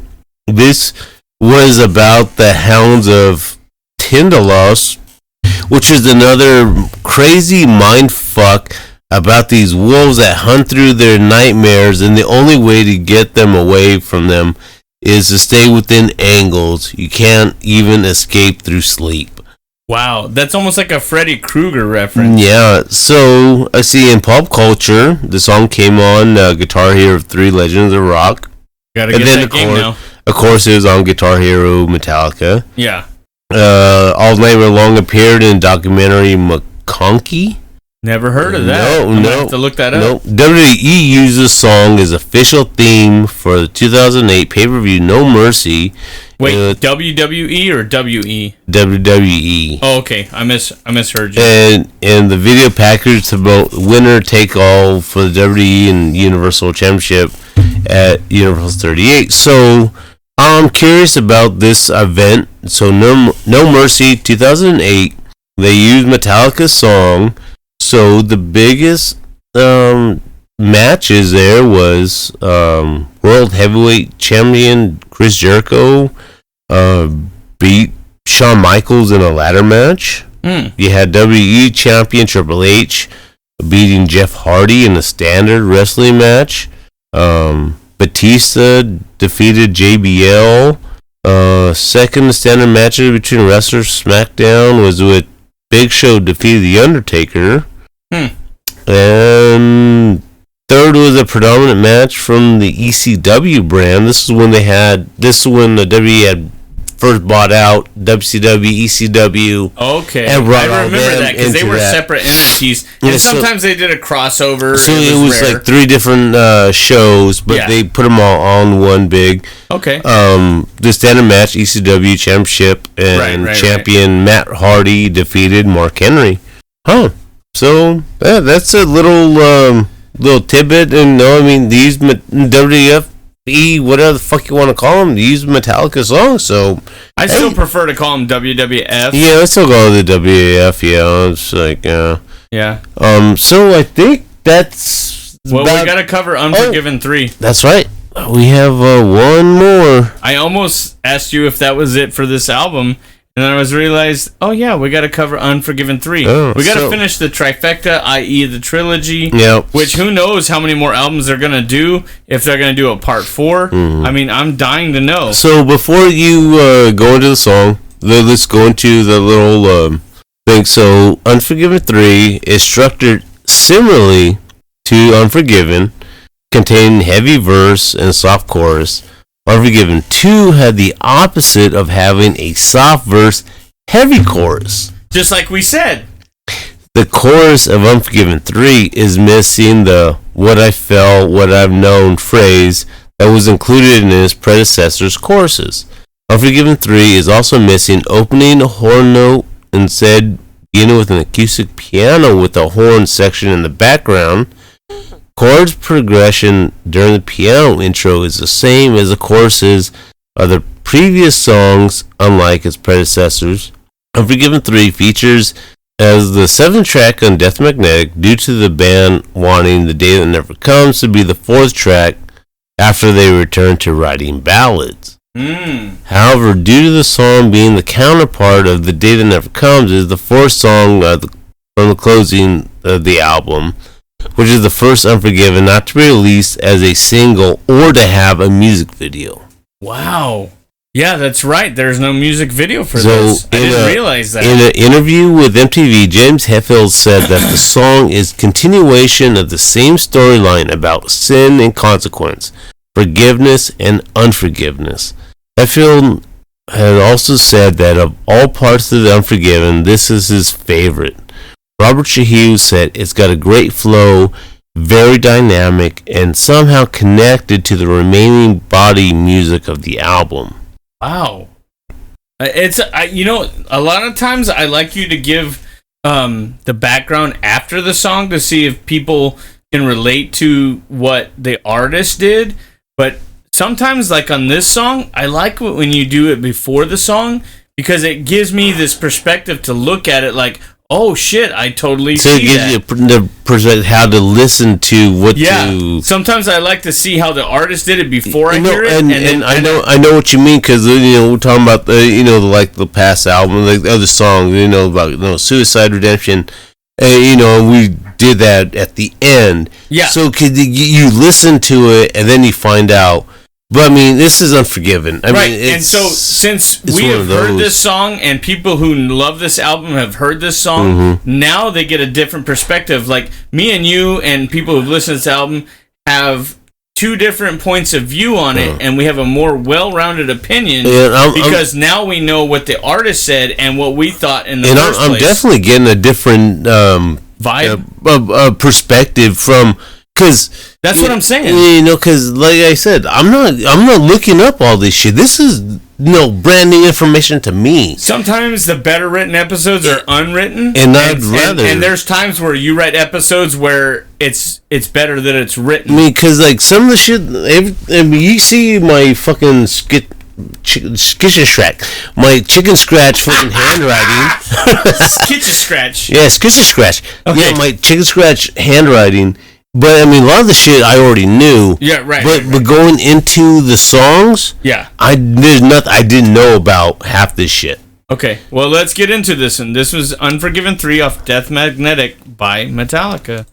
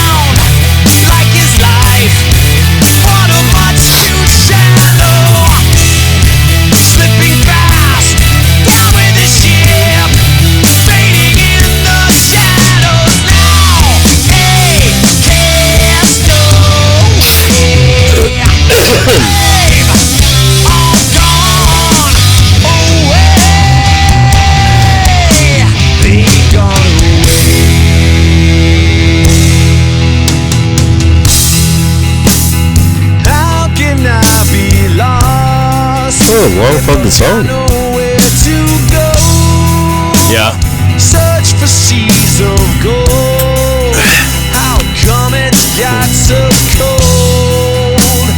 How can I be lost in remembrance I relive? And how can I blame you when it's me I can't forgive? Yeah, he loves that. His favorite word is yeah.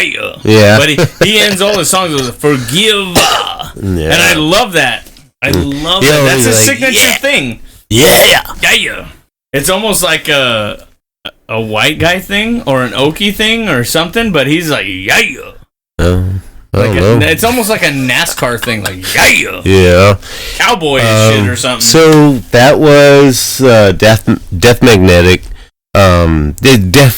It's definitely back to style of Metallica. I mean, I thought it was a great album. I have it in my CD in my car right now. I'm listening to that. Yeah, I have it on my phone. It's definitely one of my gotta have albums. Actually, you're jumping up. Yeah, I know. You keep doing what you're doing. No, you need to go to Hardwired. You keep doing what you're doing. Yeah, I am doing what I'm doing. I'm telling you what album to go to. You keep doing what you're doing. I know what I'm doing. So now we're getting to their 10th studio album, which is Hardwired to Self-Destruct. And this was released as a double album. You know, I didn't realize this one had been released until way later, because I was at that point in life where I'm working, I got a kid on the way, all this shit's going crazy. I had no idea. I didn't have my finger on the pulse of Metallica. I didn't know this album had came out till way too late. And then I'm hearing it on the radio and on my Pandora, and I'm like, holy shit. Yeah. And so this came out in 2016, November 18th. Oh, tomorrow. Oh, tomorrow? No. Yeah. Oh, yeah, tomorrow. Yeah, tomorrow. Tomorrow will be, 7 years since the album came out? Yeah, and you know what's funny is this album came out in 2016, right?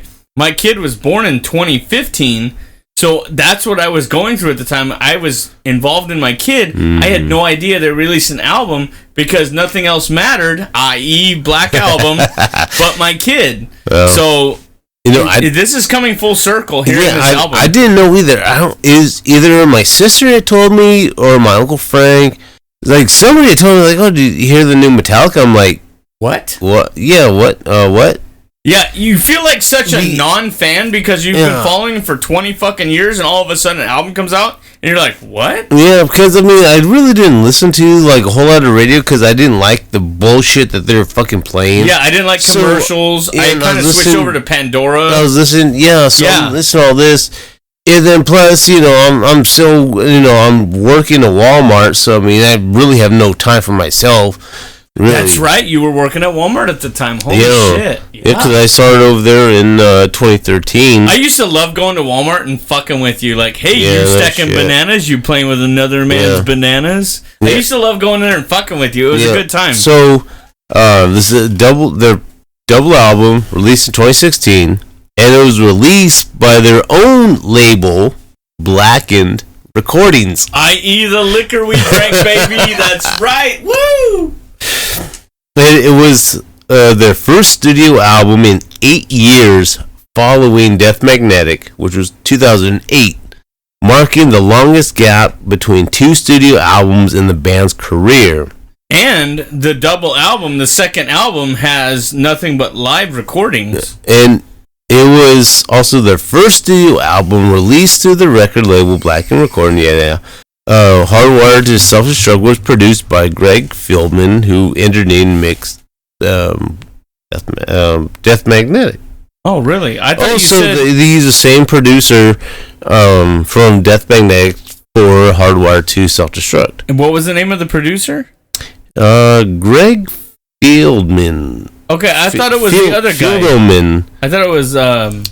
he's a frequent collaborator of producer Rick Rubin, who worked with many bands, blah, blah, blah. And also worked on albums by U2, Johnny Cash, Neil Diamond, and others. Wow. Okay, yeah. So the second half of the album has Ronnie Rising instead of, Ronnie's Song. And then they have A Blind Man Cries. They have Remember Tomorrow, Helpless, Hit the Lights, Four Horsemen, Ride the Lightning. They faded black. They went back to their roots. Oh, those are the live. Yeah, that's the second half of the album. Okay. So which is really cool. This was Metallica's 6th consecutive studio album to debut at number 1 on the U.S. Billboard 200. God, I love this band. Selling 291,000 album equivalent units in its first week and topping the charts in 57 countries. Number 1 ranking marked the second time in history that any band of any genre would have 6 consecutive albums debut at number 1, following only Dave Matthews Band. Hardwired to Self-Destruct received generally positive reviews from critics, and in 2020, Lars Ulrich ranked it as his favorite Metallica album. How astute, there's a $10 word, to name that as your favorite Metallica album after all this time. But more so, if you guys look up the cover of Hardwired to Self-Destruct, you can see all 4 band members having this multiverse outlook of 4 different faces on one body. Mm-hmm. It's a culmination, $10 word, of all their struggles, their frustrations, their road trip as a band, and Hardwired to Self-Destruct because they know they're gonna die. Death Magnetic, everything that they've gone through. Yeah, it seems like a perfect storm of all 4 band members and what they've been through. Yeah, and especially the original 3, going on their third basis. Yeah. And then they bring in somebody who's the second album that he actually had credit on, and he was actually to be able to play on. And then that new bassist Rob Trujillo reminds him of Cliff Burton. Yeah. Holy shit! There's a lot of levels. So, speaking of, in 2011, Rob Trujillo said the band had returned to the studio to begin writing new material. The writing process for the new Metallica album had begun. We've been in the studio with Rick Rubin working on a couple things, and we've been recording during most of the year. Lars Ulrich said in 2013, what we're doing now certainly sounds like a continuation of Death Magnetic. I love Rick Rubin. We all love Rick. We're in touch with Rick constantly. We'll see where it goes. It could stun me if the record came out in 2013, which it didn't. And the album actually came out in 2016. It would be all about making a new Metallica record. He said the album would be definitely released during 2015. The way to keep it ambiguous and vague. Did Trujillo and Kirk Hammett later confirmed the band's intention to enter the studio. So, and it's there's a lot of the night before show on 2016 during the night before show at AT&T Park prior to Super Bowl 50. I remember that. They had the whole stadium to themselves right before the Super Bowl. James Hetfield said the band was nearing the end of the recording process, and Ulrich said the album would be released soon. So, of course, they're being ambiguous. Yeah, they're giving a big teaser, a big, like that hot chick that says, oh, we'll fuck soon, and then she's just a big tease, and then you eventually fuck, and you're like, wow, this took long enough. Like fans. So, I'm thinking of... Oh, yeah, that's on my list. Okay, let's do the hit song off of it, Atlas Rise. Atlas Rise. Oh, and there's some trivia on this one. Good. Perfect.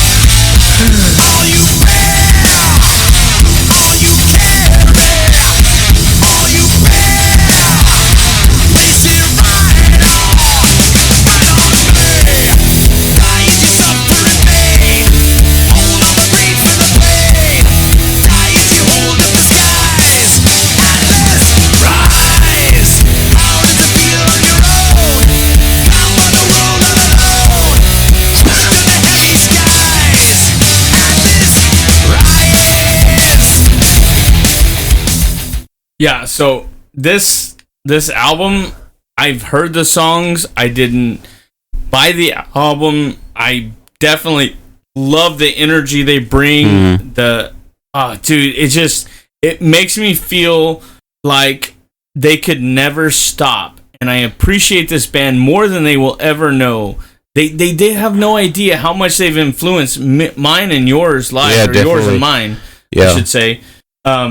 Dude, I got to hear the trivia on this. What do you got?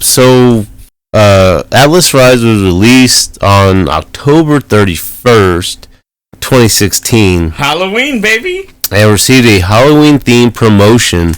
Singles release was promoted with a limited edition free hardwired Halloween mask at participating record stores that contained a special download code to be able to access the track 30 minutes earlier than the full public release. Dude, I would love to have that mask. It was performed live for the first time in Bogota, Colombia. Wow. On November 1st, 2016.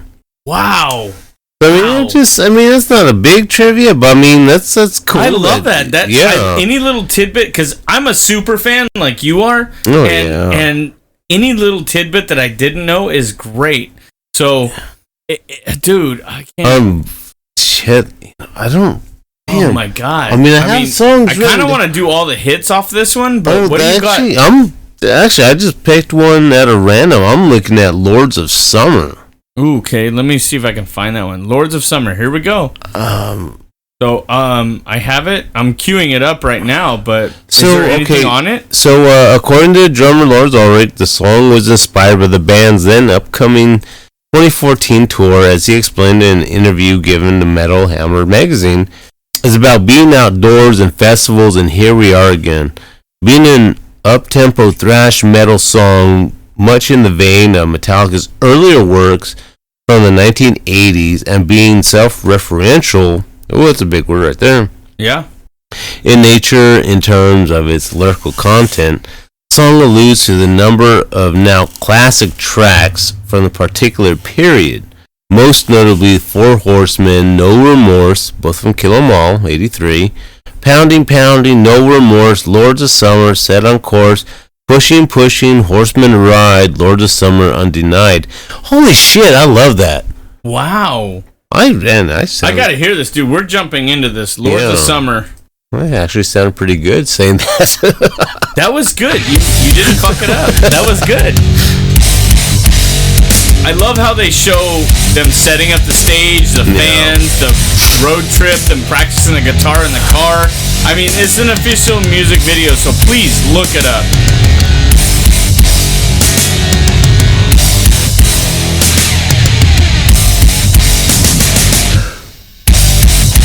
I mean, there's nothing like an energy feeling that you get from the crowd knowing your lyrics and playing on stage.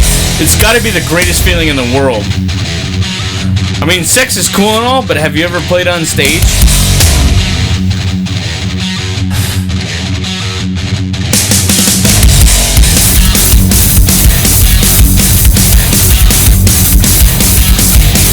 Definitely hear the sound that Robert Trujillo's throwing into. Dude, he's bringing some energy.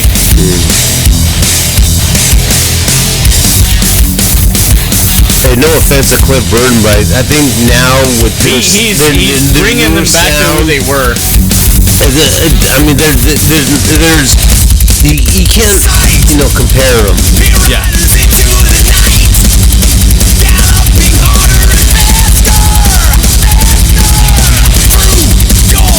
And James is going fast. I love it.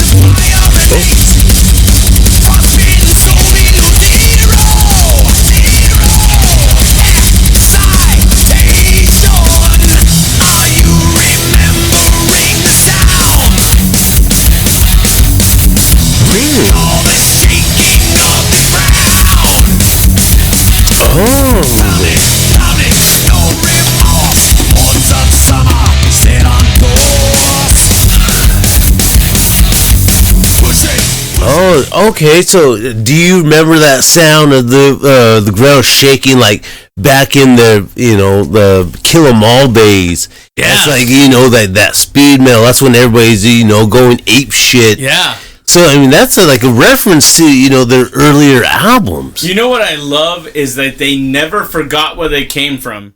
Yeah. That's an appreciation. Like, okay, let me take you on a journey for real quick. So I do electrical side work for a buddy of mine. He happens to be a lawyer. He's an Armenian lawyer. And when System of a Down came out with their Armenian campaign and they were doing that stuff to raise money, I sent it to him, and I don't know what he did with it, but this guy is a very successful lawyer. He does tax law, all kinds. He's a lawyer for other lawyers. Yeah. Now, that's pretty fucking big. Huh. This guy's worth unlimited amounts of money. He's like a millionaire. But he asked me one time when I do side work for him, he goes, "Why do you charge me so little for the work that you do?" I said, 2 reasons. One, I would rather have the job done right than have your house burned down.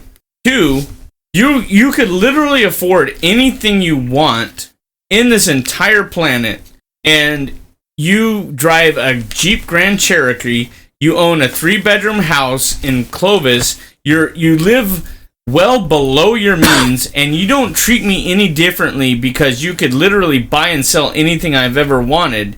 You treat me with respect no matter what. No matter how much money you have.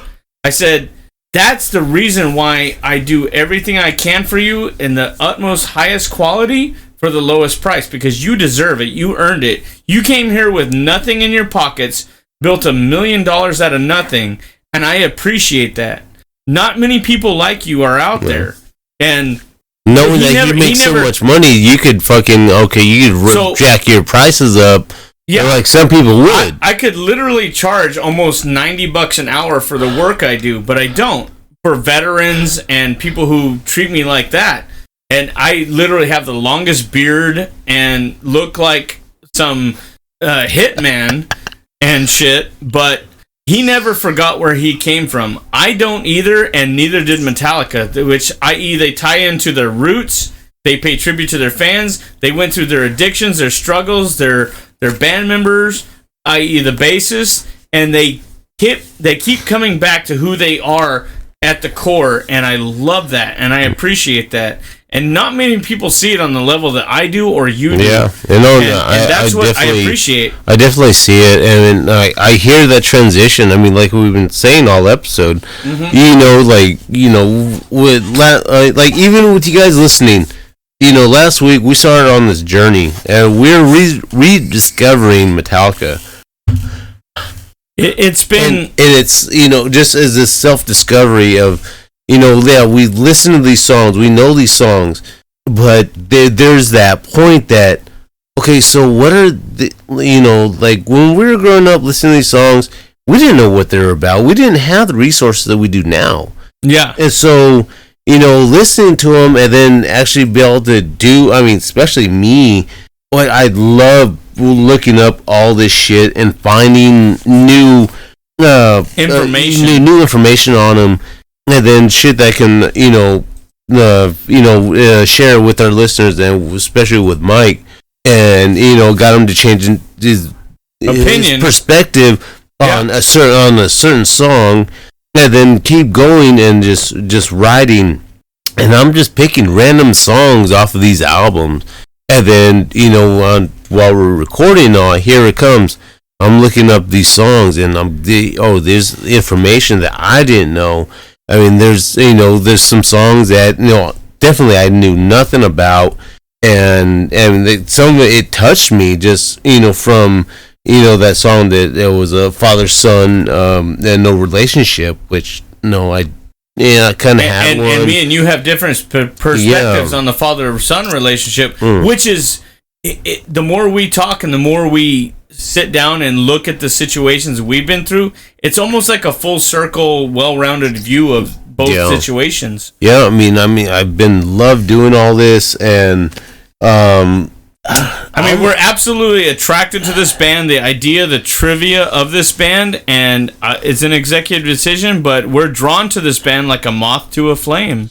So here's the song "Moth to a Flame" by And Metallica. how do you know that was on the first song on my list? Because I know you, boo boo. It's damn near like we're ex-wives or some shit. Here we go. Let's get into it. This is a great song.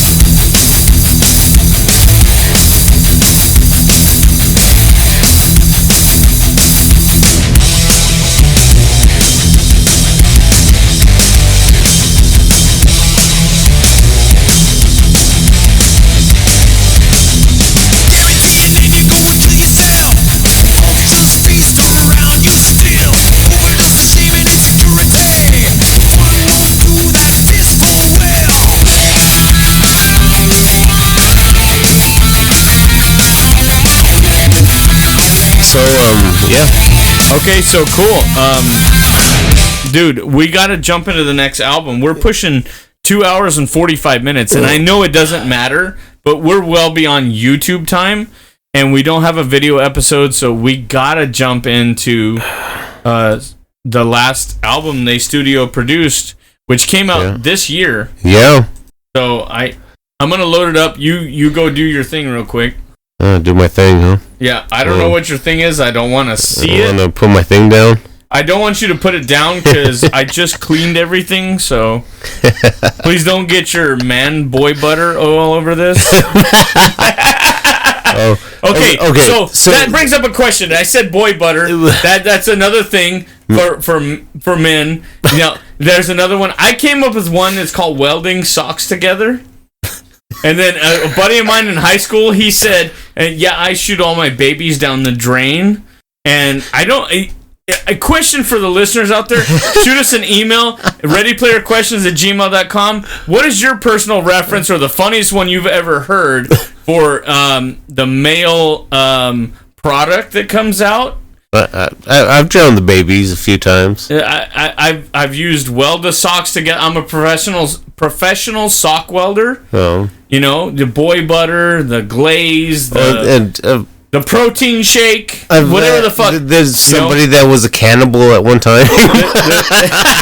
Okay, so there was a joke I have that was like, I got in trouble.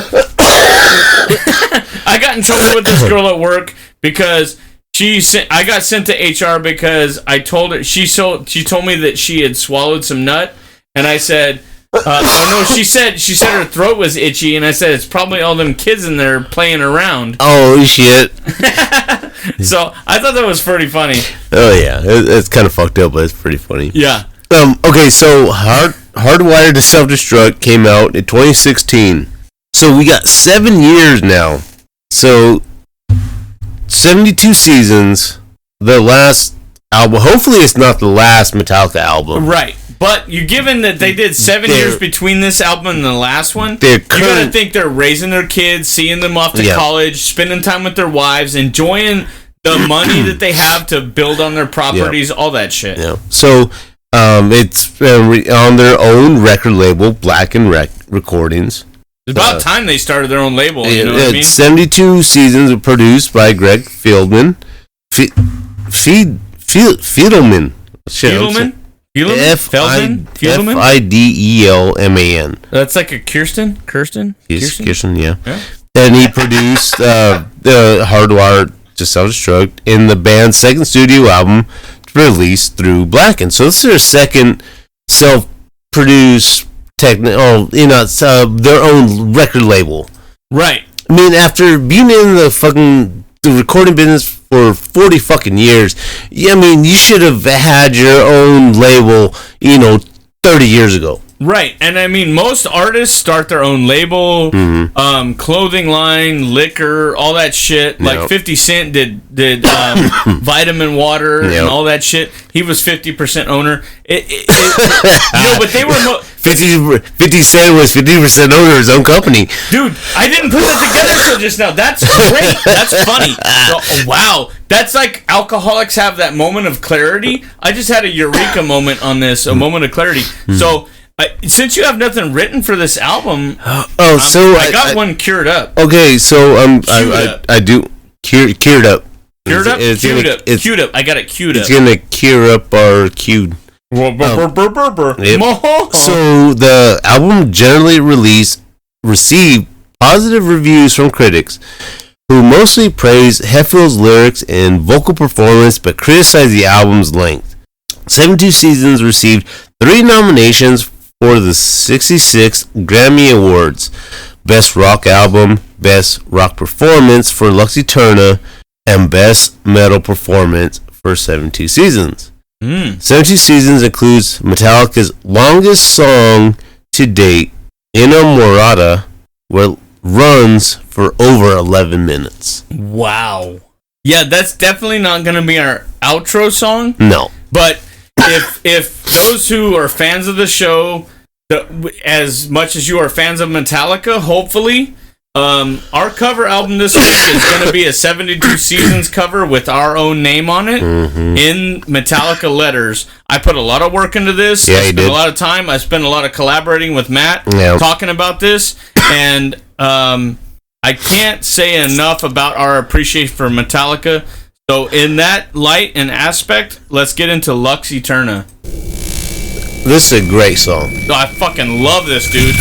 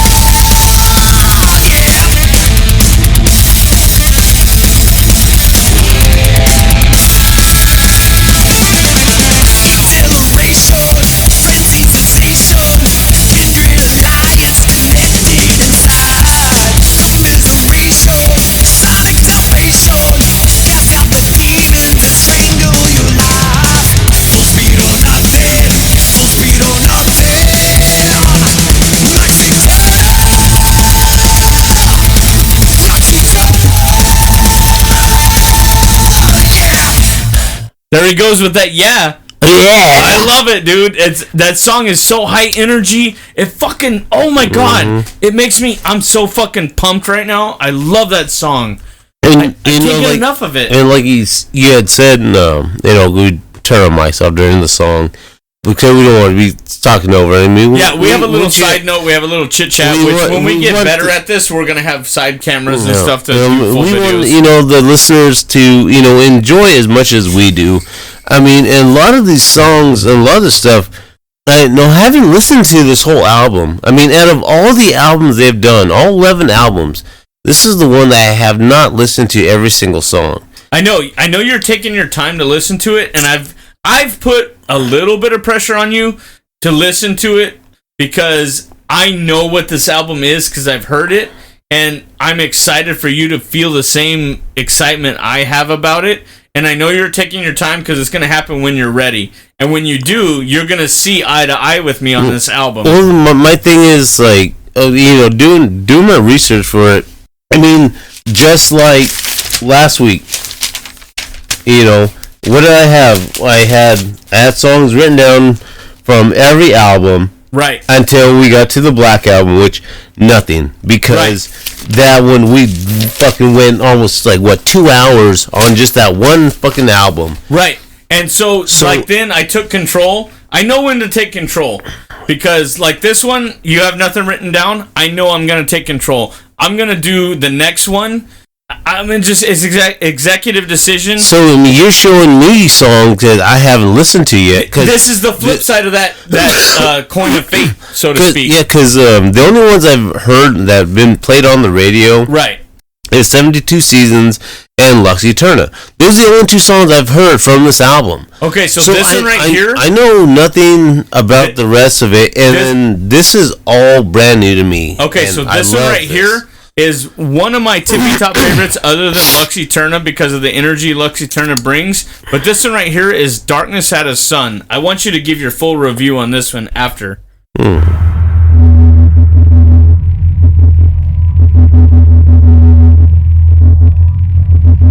So listen.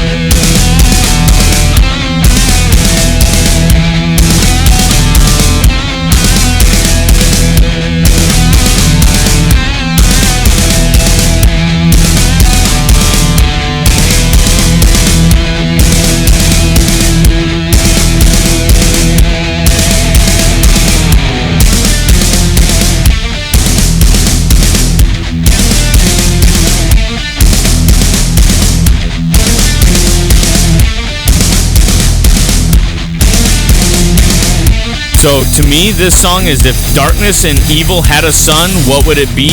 I want to hear your review when it's done. So I'm going to let you hear this.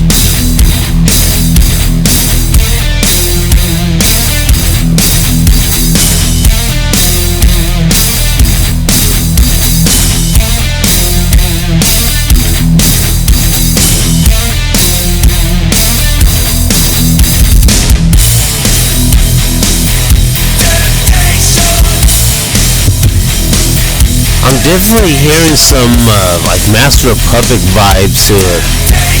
Okay, but listen to the lyrics, and then when I fade out, you give me your review.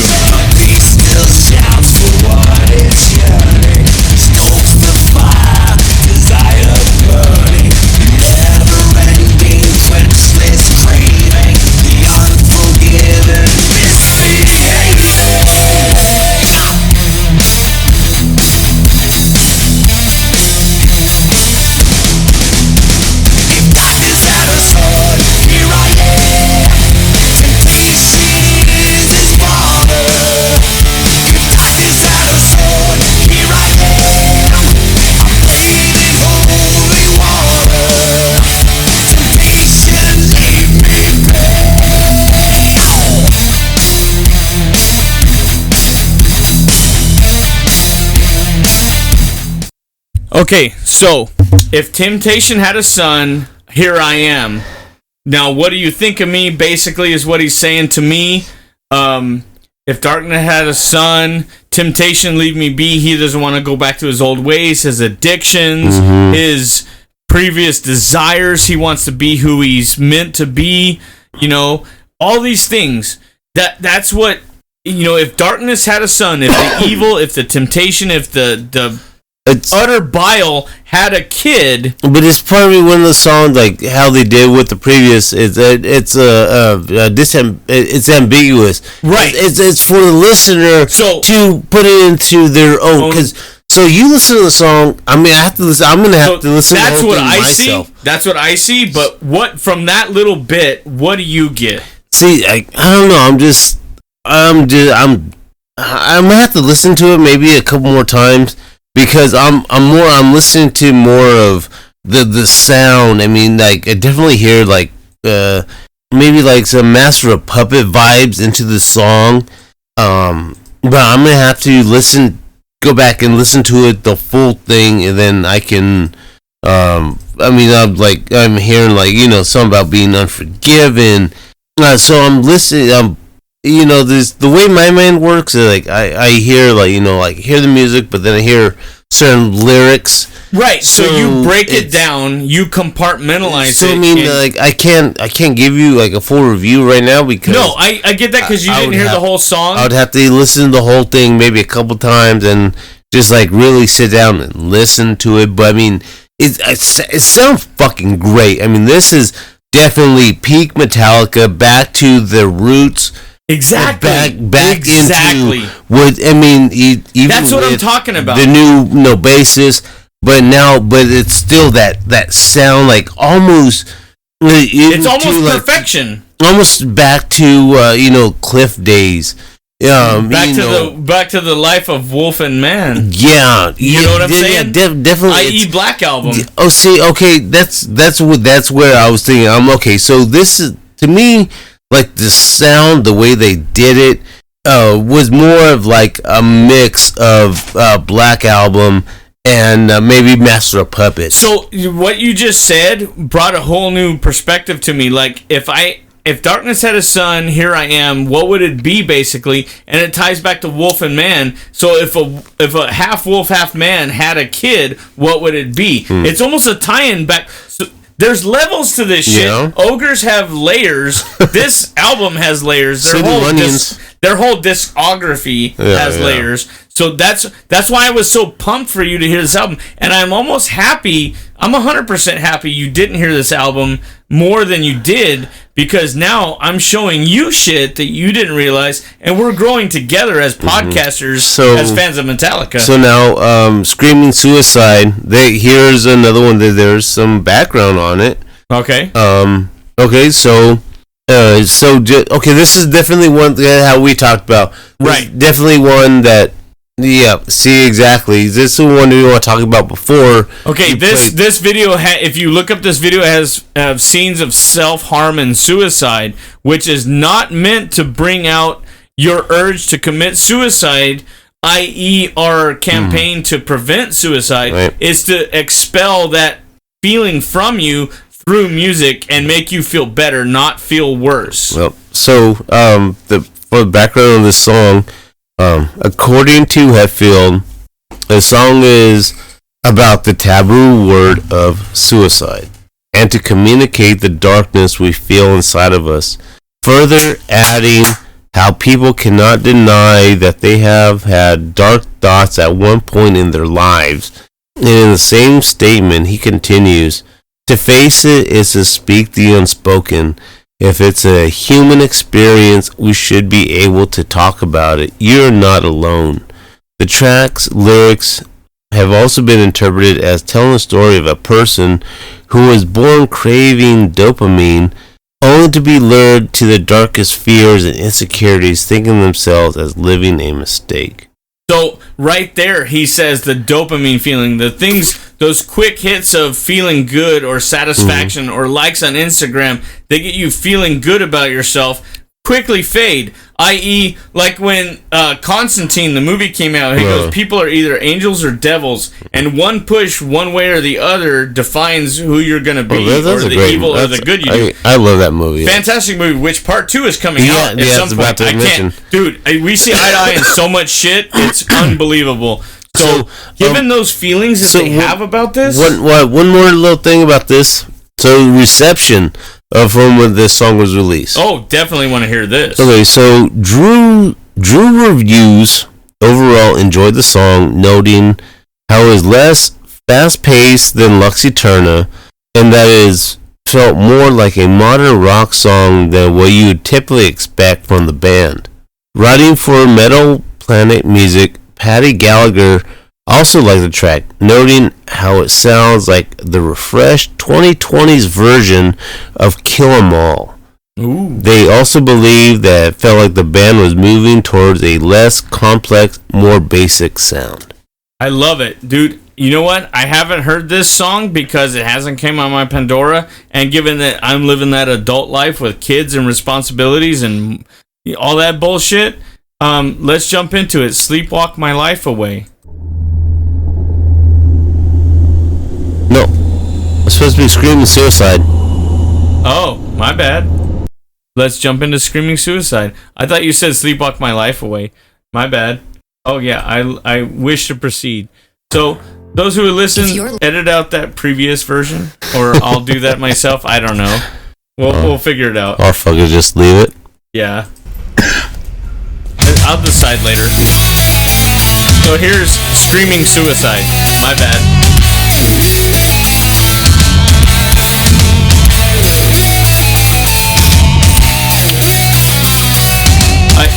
On the contrary, I have heard this song.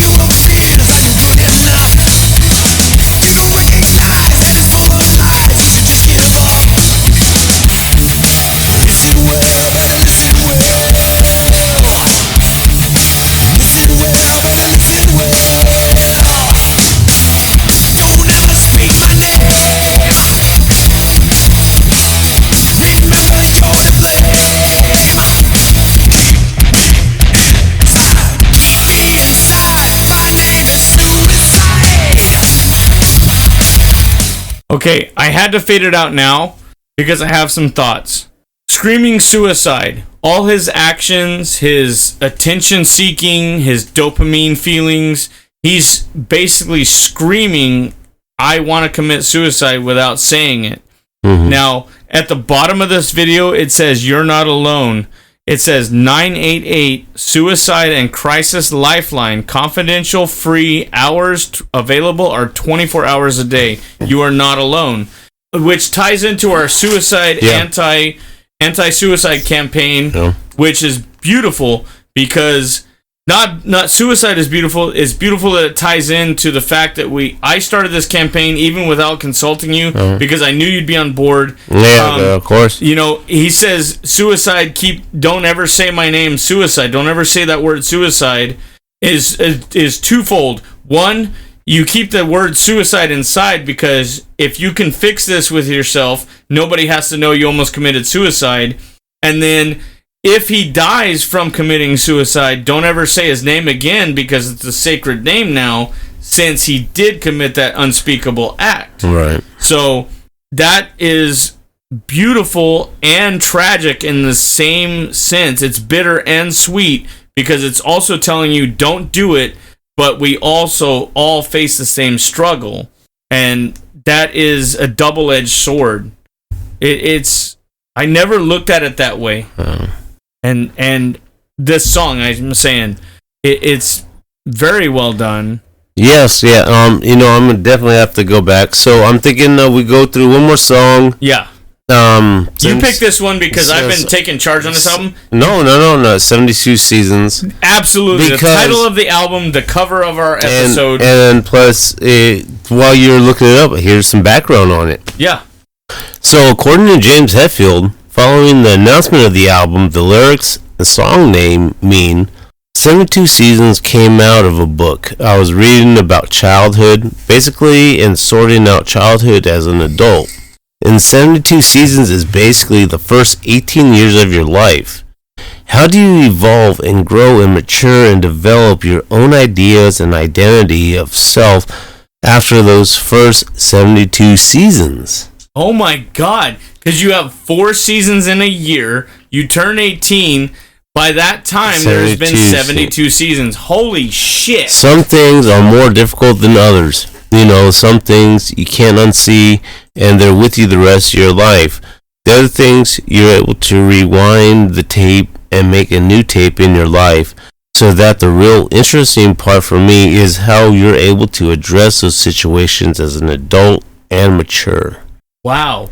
I mean, this album is right up there with the Black Album as one of my favorite albums. It hits on so many different levels. I didn't even realize till you said that.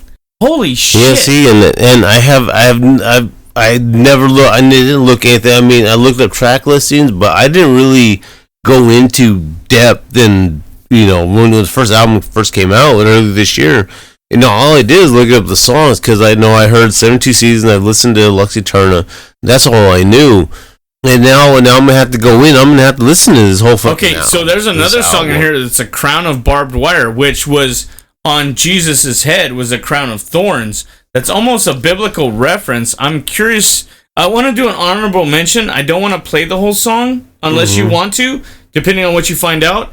But there's nothing on this one. Okay, so maybe we'll dive into it real quick after this one. But no, I'd like to end it on 72. So let's do cool. the and crown. Then we'll jump into listeners and numbers. Yeah, so let's just play a little clip from Crown of Barbed Wire. Then we'll play 72 Seasons. You want to do Crown of Barbed Wire first? Yeah.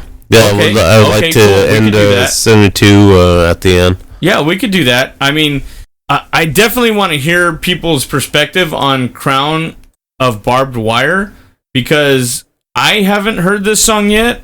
I've been so busy with life and parenting and work that it doesn't come on my Pandora, but I plan to get every song off this album. So we'll listen to it together. We'll give our perspective, then we'll jump into 72 Seasons, and then email us what you think this song means at readyplayerquestions@gmail.com. Or even just your own perspective on Yeah, that's what I'm saying, yeah. What the fuck? He has a tattoo of barbed wire on his head, this prison inmate. It's all cartoonish.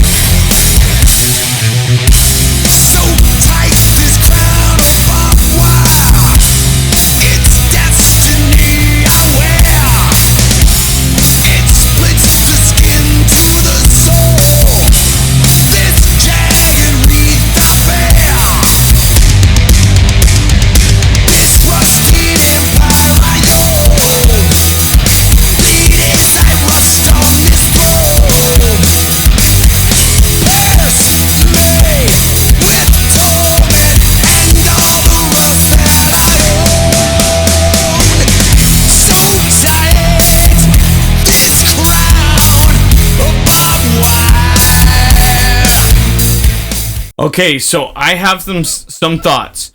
In the video, this guy is a prison inmate. He gets acquitted of a crime. He walks free because they take the handcuffs off him. He goes and commits another crime because he's basically doing the devil's work. The crown of barbed wire is the opposite of a crown of thorns that Jesus wore. He is the devil. Jesus is the angel, or the good versus the bad, the good versus evil, in a sense. He goes out, commits another crime. He is representing the battle, the biblical battle, the spiritual battle between good and evil. I definitely see that. Just holy shit! If you have a chance, look up this video. It's an animated video, and it brings a whole new depth perception. You know, like we're just watching it from the beginning. It made me get like Charles Manson vibe. Yeah, from the look. Any perspective of evil, this blackness, this vile bile that is in the world, and then there's good people who don't care where you come from, don't care what language you speak. If you're hurt, they want to help. They're just out there to give. They're the ones they're the ones that suffer the most. Yeah, exactly, because that happens. Well, I mean, they always say that the path of the righteous man is the road that's the roughest. It's the most hardest, because the devil is pissed off that he's losing another soul, and he's trying to do everything he can to fuck with you. Yeah. And the more you repent, the more you keep drawing closer to God, he's getting more mad that he's losing another one to the good side. And God and Jesus give you free will, so it's your choice. Do you want to choose, the demons and the easy way, or do you want to choose the hard way, which results in better fruits of your labor? If we hadn't talked about the Black Album, you would have probably construed that as maybe, part of the God that failed. It's possible. I will never know, because now I've been... Some people would probably maybe construe that, maybe, Yeah. So this is possible. But now we know, and our listeners know, what the song is really about. I mean, he was hurting from his mother, dying of cancer and not wanting treatment. Yeah, because of that the religious belief that she had that not seek medicine. She didn't want to go to and so we will never know, because it wasn't meant to be that way. Yeah. Now that I'm enlightened on that subject, I have a different perspective, which is probably better,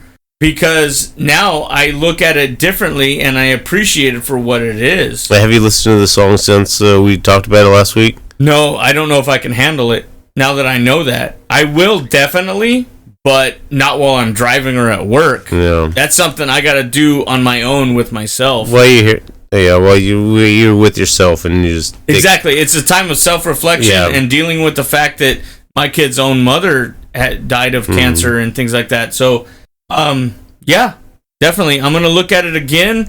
And I'll do a little more internal dialogue. I haven't listened to it. I mean, like everybody knows, my best friend that passed from cancer. I had an aunt that passed from cancer. So, cancer's a bitch. Fuck cancer. It is. Fuck cancer. I got a buddy whose daughter faced cancer, beat it.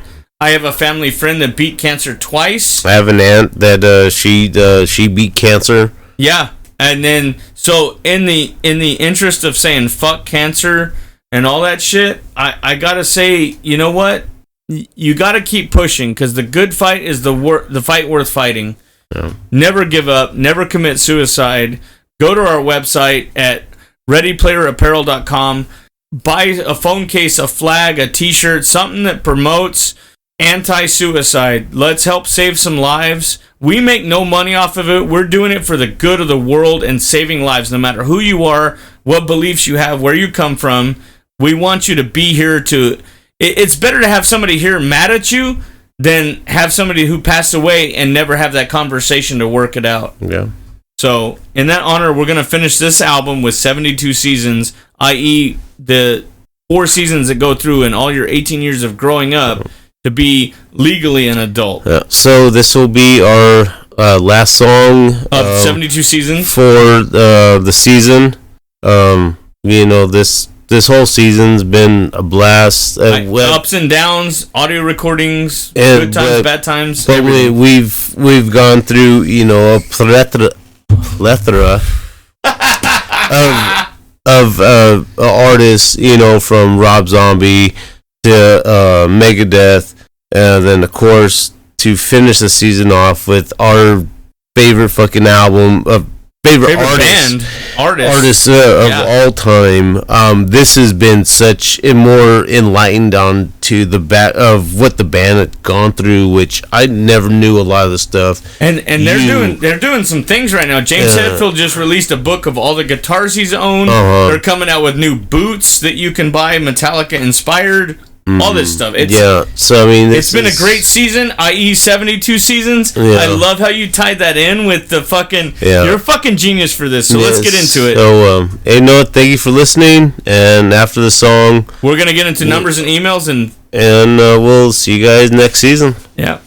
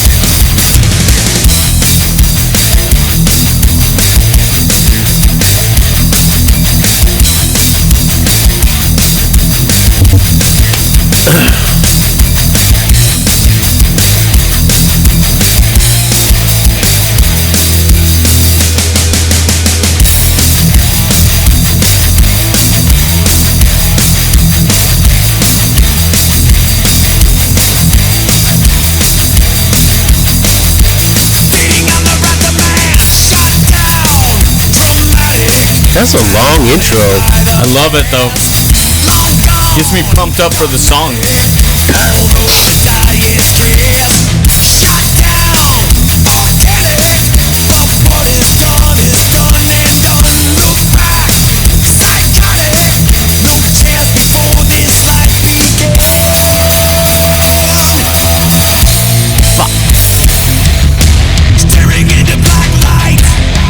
Son of a bitch.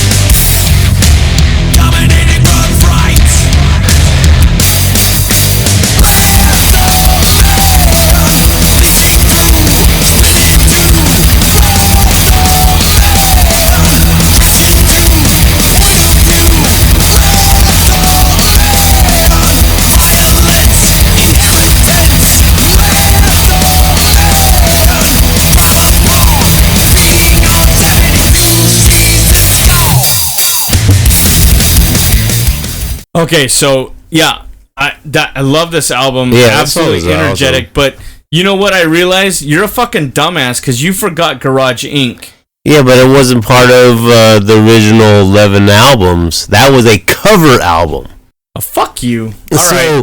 So I mean, if you guys want us to, okay, you got me on that one. If you guys want us to do another episode, we could do it on the Garage Inc. But I mean, there's at least one song, maybe two, that we could pull up real quick before we check the emails. It definitely. There is some dude. I can't help myself. I love that fucking album. Yes. So we already did Turn the Page. We talked about that earlier this season. So we won't bring up that one. Right. I don't know. What about the Misfits? Misfits? Die, my darling. Oh my god. I love that. Let's look that up. And then we have covered by Leonard Skinner, and then we have our. Okay, so I definitely have a controversial one I want to put in there. Oh yeah, I know. Okay, I know you do. Okay, so we're gonna pick 2 songs from this album. Okay, yes. So we'll do this one, and then plus Mike's. Then we'll get into our emails and listeners. shit, and then we did 4 hours last time. We might as well do it this time. I don't know. No. I say this. I'll wrap this up as quickly as possible, but I got to get to the other song. Yeah. So here we go with Die, My Darling off the Garage Inc. non-studio album cover album. Fucking love this song.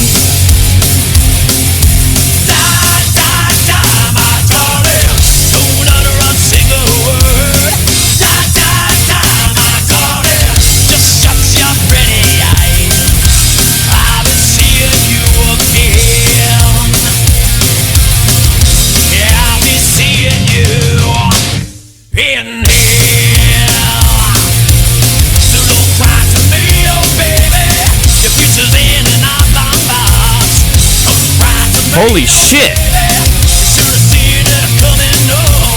I just realized something.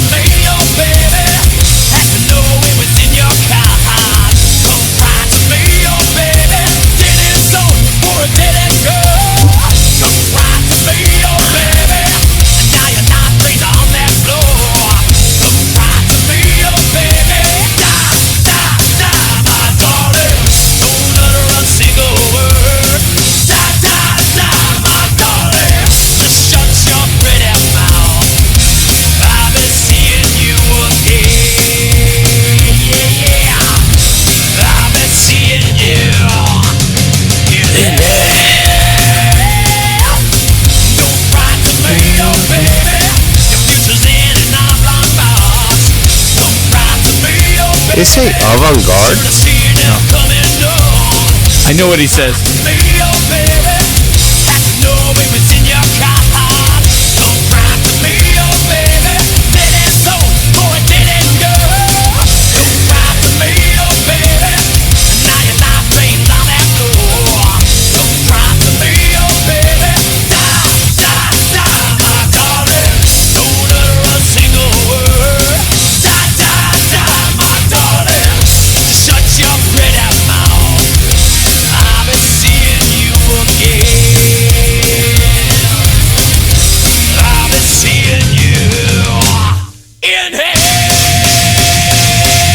Might as well play the whole song. Oh shit. Okay, so he says your future is in an odd, long box. This came out years before Death Magnetic, which on the cover had a picture of a coffin surrounded by magnetic material in an odd, long box. Holy shit. Yeah, but this was originally a Misfits song. Dude, I love that. And, see, the Misfits, they came out with this song done by Glenn Danzig when he was part of the Misfits. And this came out in 1984. We were 2 years old when the original came out. Wow. I'm going to have to go back. I'm going to have to go in and listen to the original. I've never listened to the original. Okay. So I'm...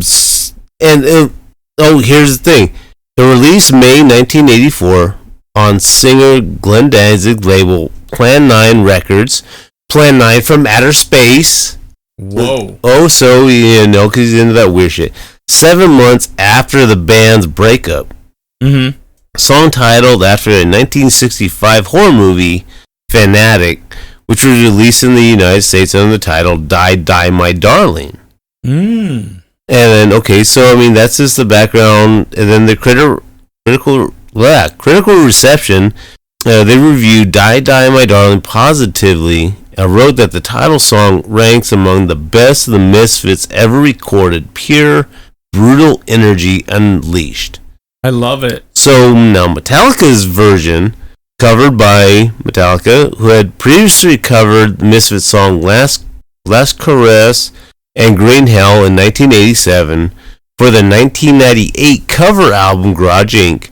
Metallica's version was released as a single in Australia, Germany, Japan, and Mexico and reached number 26 on Billboard's mainstream rock tracks chart in the United States. And I love that song because it's almost like a dual song with switches between Last Caress and Green Hell, just like the brain surgery one. Yeah. It seems like it switches between songs without stopping and starting another song. It's almost like a dual layer song. And they got the high praise. Misfits guitarist Doyle Wolfgang von Frankenstein praised the cover version, saying that I couldn't believe it when I first heard it. Wow. Okay. So the song, the controversial song I have a story behind it. We used to listen to it all the time. I want to tell this story before you tell your side of what we used to listen to it for. Oh my God. But I was in traffic one time and I had this song cranked up, windows down, bass playing. I had subwoofers, the whole 9 yards. This thing was fucking at 16. No, I'm sorry. This was at 19 when I was working already. Oh. I was in traffic in Fresno.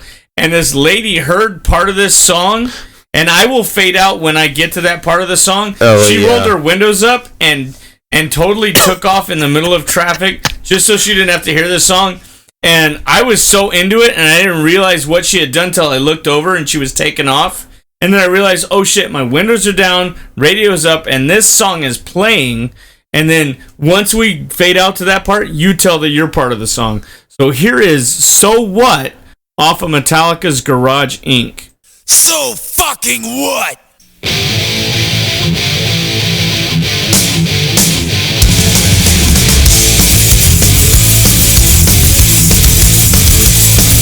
Well, I've been to Hastings and I've been to Brighton.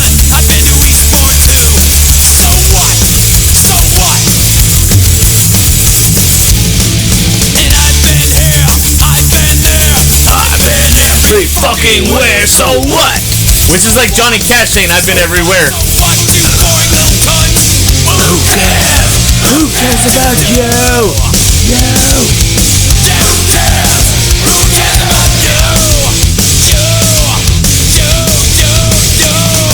Well, I fuck the queen. I fuck. I've even sucked an old man's cock. So what? So what? So what? So what? You boring little fuck. And I fuck the sheep. I fuck the goat. I ram my cock right down his throat. So what? So what? So what? You boring little fuck. But who cares? Who cares what you do? And who cares? Who cares about you? And I've drunk that. I've drunk this. I spewed upon a pint of piss. So what? So what? Picture this, lady pulls up. I've had steak, I've had speed, I've jacked up until I bleed. So what? So what? So what? So what? You boring little cunt. And then she rolls her windows up and takes the fuck off. And I'm sitting there like half embarrassed, half proud. And I'm like, what the fuck do I do but finish the song? Yeah. It was an older lady, and I feel bad that she had to hear that shit. But she obviously knew what the fuck he was talking about for her to roll her windows up and take off like that.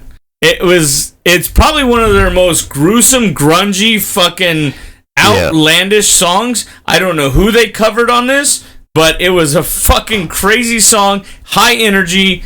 I can't believe I'm saying this, but I absolutely love this song for its grotesque nature because it evokes so much bananas ass energy. And it's not Metallica. It's so not Metallica, but it's just it's something out of character, and I appreciate that. Because I remember, because you showed me this song back yes, when we were 16. Because you have this album, and I mean, of course, it has "Turn the Page," which is one of my favorite covers of all time. Yes, but I mean, it's not gonna beat the Bob Seger version, but definitely my top It definitely strikes a chord 5. with me. Yeah, and that song, and then Tuesday's Gone. Yes. They throw in so much passion.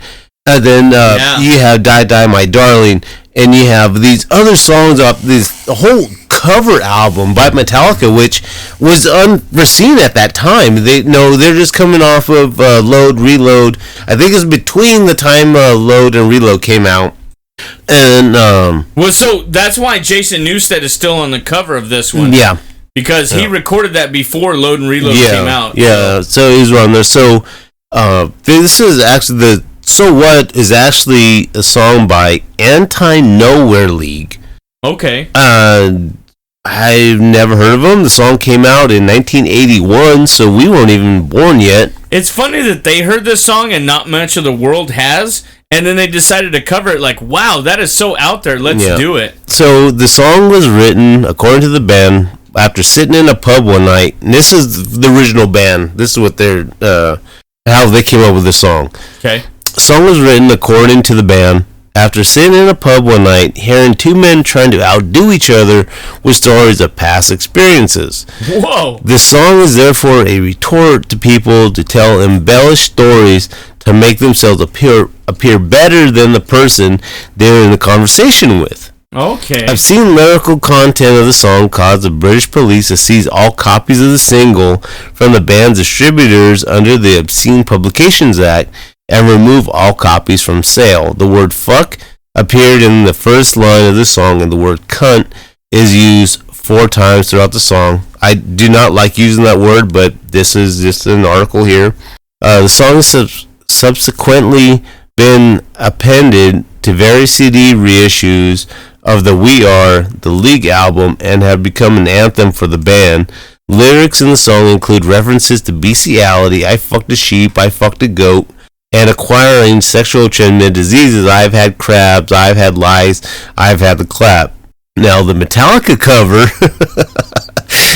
it sounds like the most fucked up song it is. for It Metallica to is. ever do. And in James Hetfield's voice, it's fucking bananas, the level that I'm hearing. Yeah. This song has been covered by Metallica and released as a B-side to the Sad But True single and later included in Garage Inc. It is also a bonus track on the Asian version of Metallica. So What would go on to become a in-concert standard for the band. During the 96 MTV Europe Music Awards, the band performed the song immediately after The Last Caress instead of King Nothing, which was taken from their then new album Load. Then the entire performance was aired live and uncensored. Sum 41 often used a Metallica version as outro music played over the sound system at their concerts. How interesting. Wow. Now, what was that word that you didn't like to use? What was? I didn't hear it. I was trying to load our next segment, but what was it? He's cunt? Mike Hunt. Mike Hunt? Mike Hunt. Mike Hunt goes into, Mike Ock? Yeah. Goes into Mike Snatch? Yeah, you have Mike Hunt and Mike Hawk. Yeah, so I found out that women either don't like the word cunt or don't like the word bitch, but very rarely do they give a shit about both. Yeah. It's very trippy, but what do you want to hit first? Emails or numbers? This is what you text me like I don't know how many times a fucking week. I'm either taking a shit or about to hop in the shower and you're like, have our numbers come up? And I'm like, dude, I don't fucking know. I got life I'm trying to do too at the same time. And then I stop everything and I'm like, I gotta make Matt happy. I gotta let him know what our numbers are. I see some Raider bullshit from Karina there. Hey, I asked you a question, motherfucker. Do you want to hear numbers or let's emails? go. No, I'm looking at this Raider bullshit from Karina. All right, shut the fuck up for a second. Let me get to this. Okay, Karina says, there are no words to describe how proud I am of you two. You guys are an inspiration to my life, and I love you guys. Fuck yeah. Another season in the books. Go off the cuff. I love it. We're going to have to put that on something. Go off the cuff. Hashtag go off the cuff, because the kids, we know it's a pound symbol, but we'll appease the next generation because they're our future. Yeah, and her title to this email is Raiders. That's like a prerequisite for being Mexican. Although I know a bunch of Mexicans that are Niners fans. And although we don't play the Raiders this season, we almost always, I say almost always, Karina. Almost always. Because there are having a couple of seasons where we lost to the Browns and the Raiders, but for 90% of the time, we beat the ever-loving breaks out the Raiders. Now, talk about the Raiders. Crosby, absolute fucking beast. Adams, fucking beast. Put aside my distaste for the team, I think they should have never left California. They were based in Oakland. They started in Oakland. And I'll be damned if Bo Jackson's team leaves California. That's fucked up. Speaking and of as much as I'm not a Redskins fan, they should have never changed the name. Now the A's, they're talking about doing that too. They got the okay from the MLB to jump to Vegas, so Oakland will have no team. Right. So our generation grew up with Jose Canseco, Oakland A's. I'm a Jose Canseco fan. I'm a White Sox fan at heart. You know, the Big Hurt, Frank Thomas, but I also have love and appreciation for the San Francisco Giants, which Metallica plays every year at their opening season in San Francisco. And then Oakland Raiders, I'm a Bo Jackson fan. That dude was a fucking legend. He did everything. He was unbeatable, unstoppable, and the reason he stopped is because he had that hip injury, which at the time modern medicine couldn't solve. They didn't know he had blood fluid in his hip.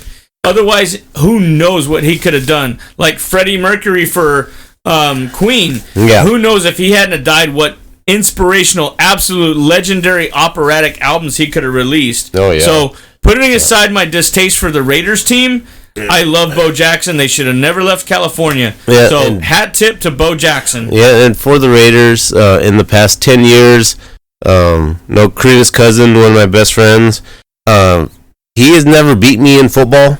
And he's a huge Raider fan.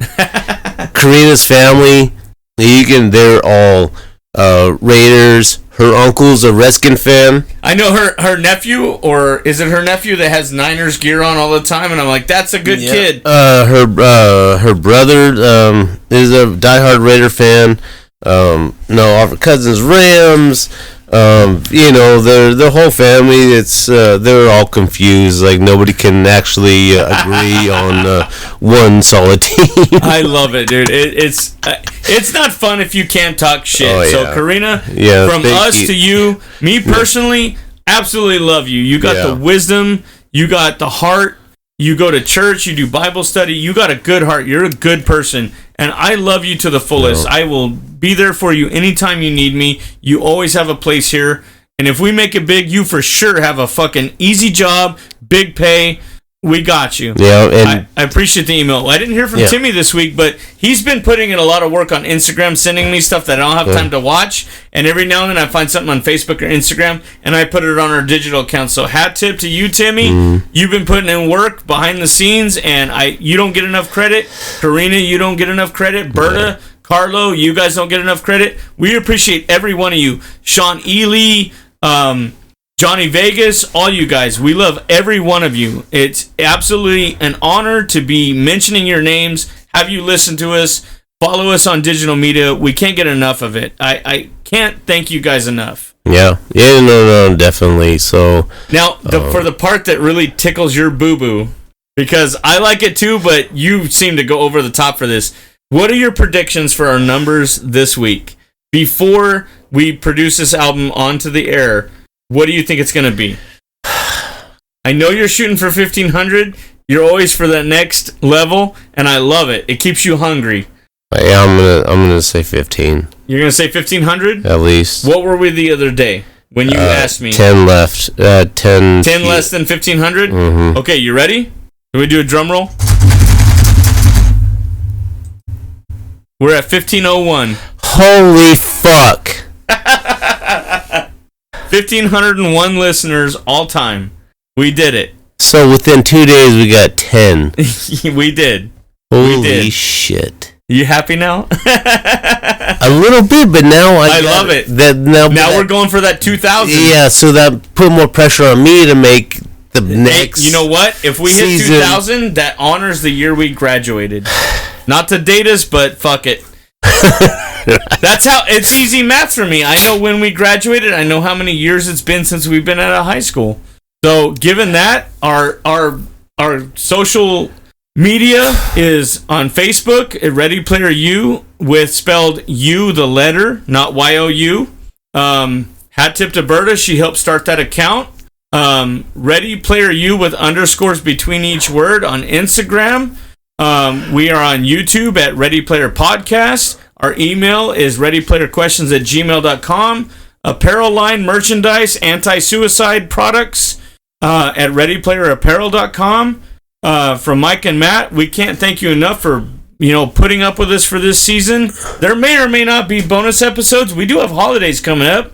But we make no promises, because we're going to do what the fuck we want and go off the cuff. But definitely next week, we're not going to be in the studio. I got some personal things I got to handle. Yeah, then we have Friendsgiving. We have Friendsgiving.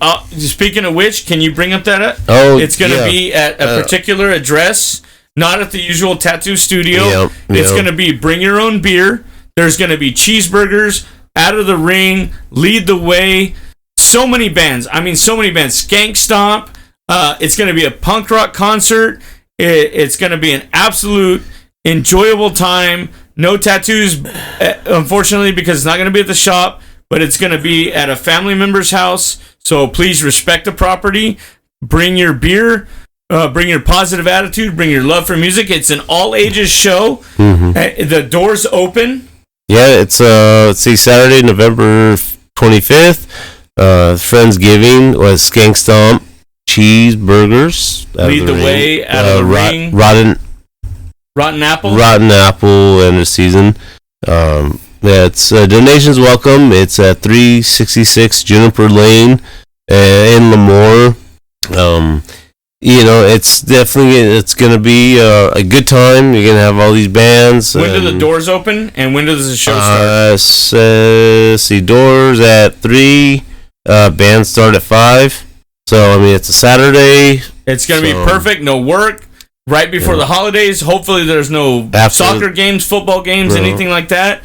Bring your kids. All ages show. Respect the property. Respect the house. And come in with the attitude of having a good time. We appreciate everybody here. Come support our favorite local band, Out of the Ring, and Lead the Way and Skank Stomp. And it's going to be an absolutely epic show. From Ready Player U, I'm Mike. And I'm Matt. And we will see you next season. All right. Have a happy holidays. Laters. Bye.